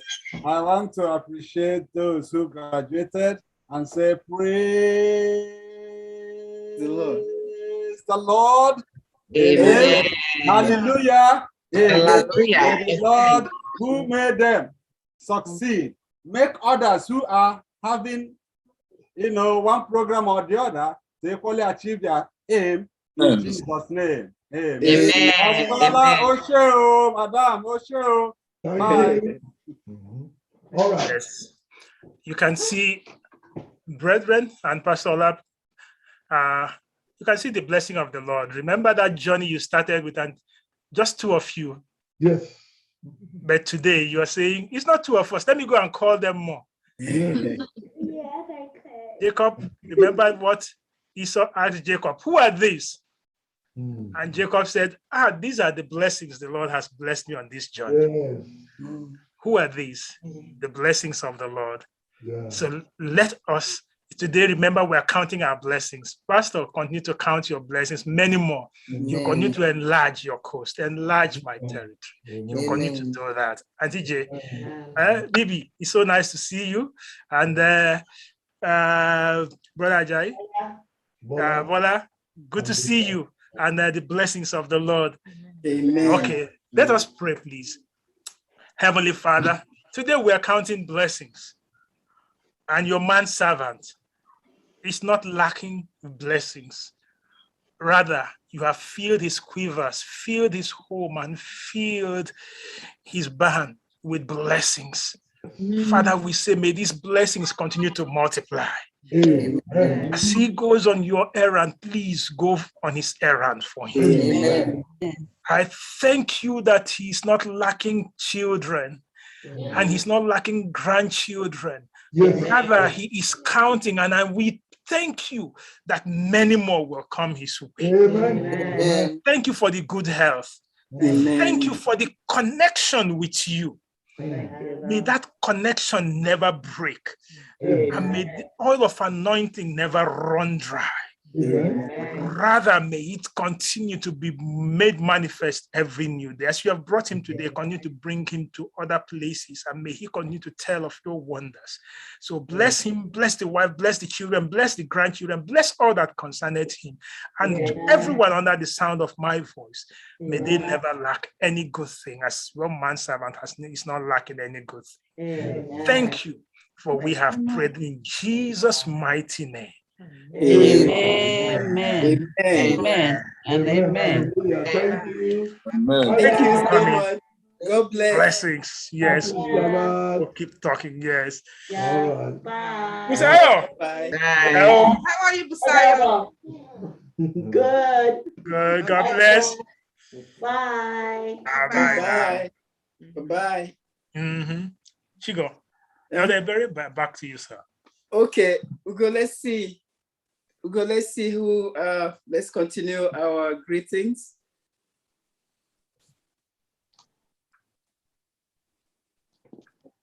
Okay.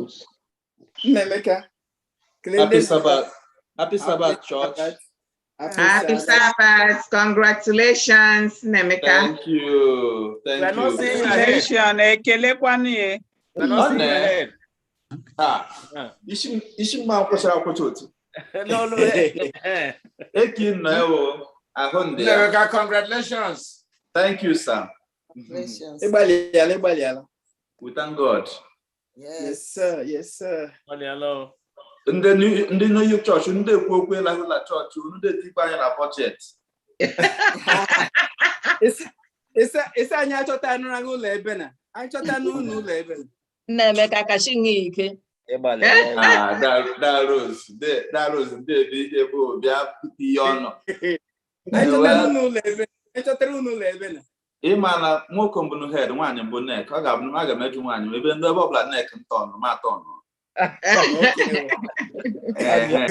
a good one.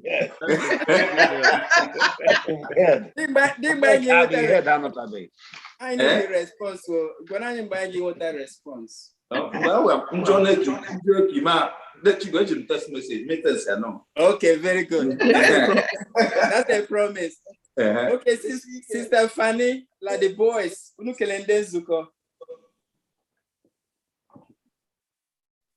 the muted. Happy Sabbath, everybody. Happy Sabbath. Happy Sabbath. Hello. Thank God. Okay. Pastor, happy Sabbath. I'm so late.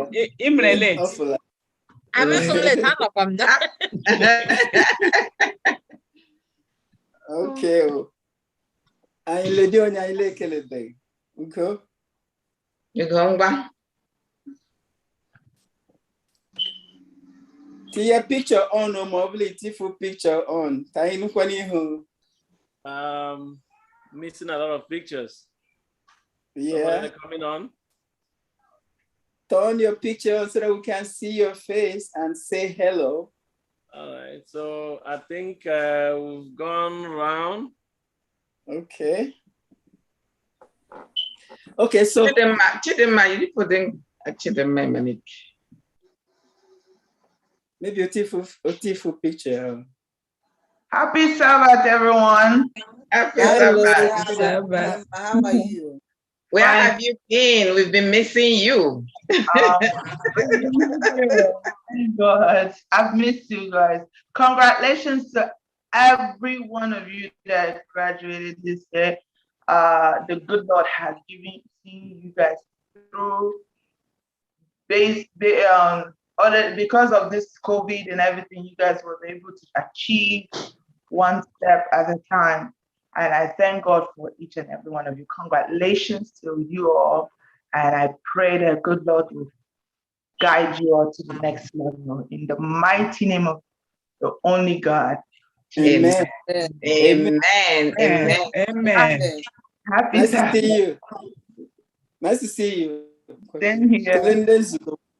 Zugo Christ, camera. Konye wine baranya liloba n'aha Jesus. Amen. Congratulations once again, my star. Thank you. You made it.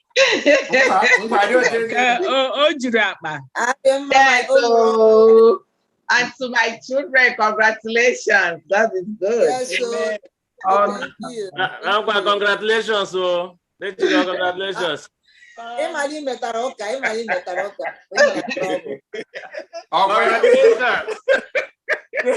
Graduation for 2019. That's okay. That's okay. I'm a member of the family. That's all right. And graduation, no matter when. Graduation is always graduation. Yes, so.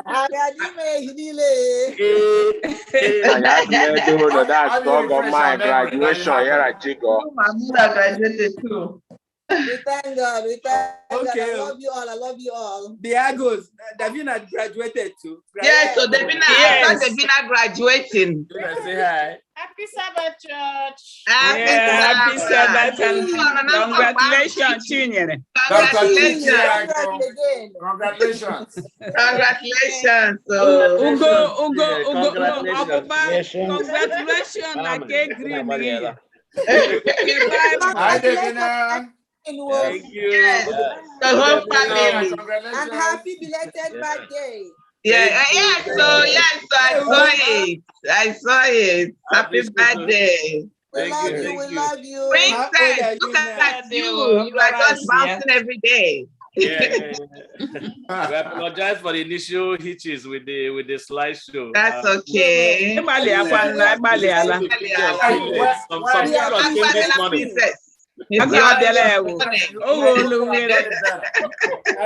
I really have to thank Ugochukwu on behalf of for the time. There go,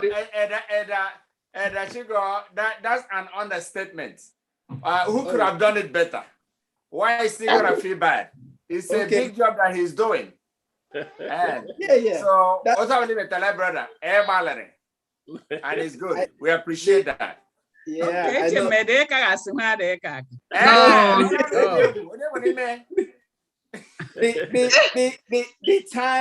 time Odime invest into producing these things, and it's just too much work. Yes. So every computer, may the Lord continue to bless you. Computer and book all the techniques. Thank you.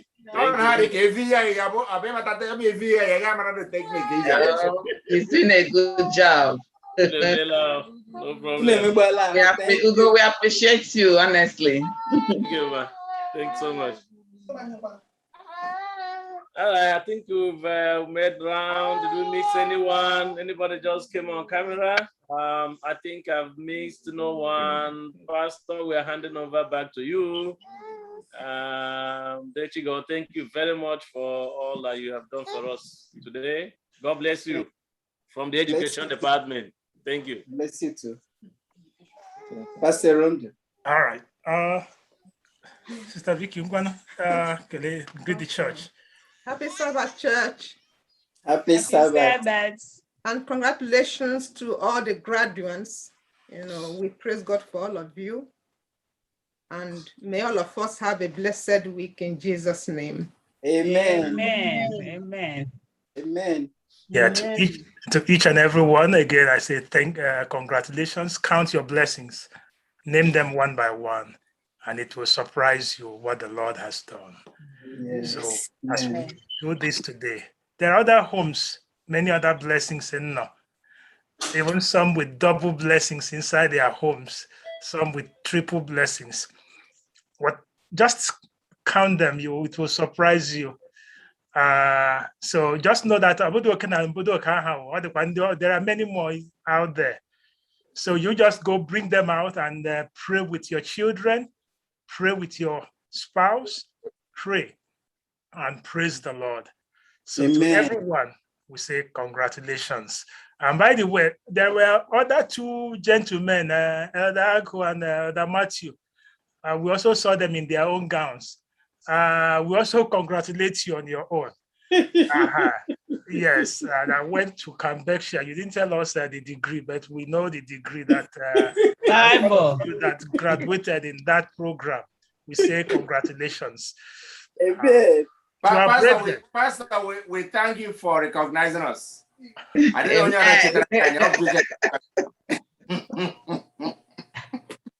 Congratulations. Andrews University. Yes, nothing is easy to come by. Congratulations. Did you see the course of study? Mission and technology. The course of study. the mission and technology. Yes, mission and technology from Andrews University. Okay. So that's right. Yeah, so we thank God for both of you. And the others who went through this program, thank you. Yes. Thank you, Pastor. And by the way, these are the ones we are seeing on Zoom. To our brethren on Facebook, to those on YouTube, those on their phones, whatever technology you're joining us with, we recognize you. We also congratulate you in your areas of endeavors and achievement. Remember, we are counting blessings. Count your blessings. And as we end today, I pray that the Lord will meet each and every one of us at our point of need. At this time, I'm going to pray a special prayer. I don't know where you are, wherever you are, even if on your hospital bed, this prayer is for you. And the Lord will visit you said, Sarah, this time next year, I will visit you. This time on this Sabbath, may the Lord visit you and turn this your situation into joy and rejoicing in Jesus' name. Amen. Let us pray. Heavenly Father, yes, we have come with thanksgiving that we're alive in the land of the living. Father, thank you. We're alive to count our blessings. Thank you. Thank you for those who graduated. You know, it is with pain and much toil that they've gone through. And thank you that you have crowned them with the crown of success. We bless your name. Amen. Lord, there are people going through various challenges. We just want to pause and recognize those who are, because of their conscience over this issue of the vaccination or every other thing. Some are even losing their jobs because of this. We also remember them that you just be by their side. Whatever every one of us is going through, we remember and say, be there for them. Father, each one in their various corners, some even on their hospital beds. So wherever each one is, even on that hospital bed now, I pray that with their back on the bed and looking up to you, Jonah said, I called on the Lord from the belly of the fish and he heard me. Yes. Father, as they put that back, as they are on that back, looking up to you, calling on you, Savior divine, Healer divine, hear them, answer, and grant healing and grant new life. That they too will rise, just like that man on that day. You said, arise, take up your mat and go home. May they be able to take their mat and go. And the question be asked, who asked you to carry your mat on the Sabbath? Said, Jesus has made me to carry my mat and go. May you do that the same for that person now. And for each one of us, may they go from here telling the story of what Jesus has done in their life, turning it from bad, from this situation to a better, sweeter, and glorious end. In Jesus' mighty name, until we meet again next Sabbath, go with each one of us. Bless each one of us, and may we rejoice in you. And come back if you tarry on Sabbath to tell our story of how you have met us and changed our story to good. In Jesus' mighty name, we have prayed. Amen. Amen. Go. Amen. Jesus, speak to you. Carry your mat and go. Amen. Amen. Amen. Happy New Month. Happy Sabbath, everyone. Happy Open the mic now. Sabbath. Just open the mic and just greet there. And to our brethren on the phone, on Zoom, on YouTube, Facebook, we also say, open the line there and just say, to God be the glory. Amen. To God be the glory for what he has done. Amen. Happy Glory God for he be has the done. glory. Amen. Amen. Amen. Amen. To God be the glory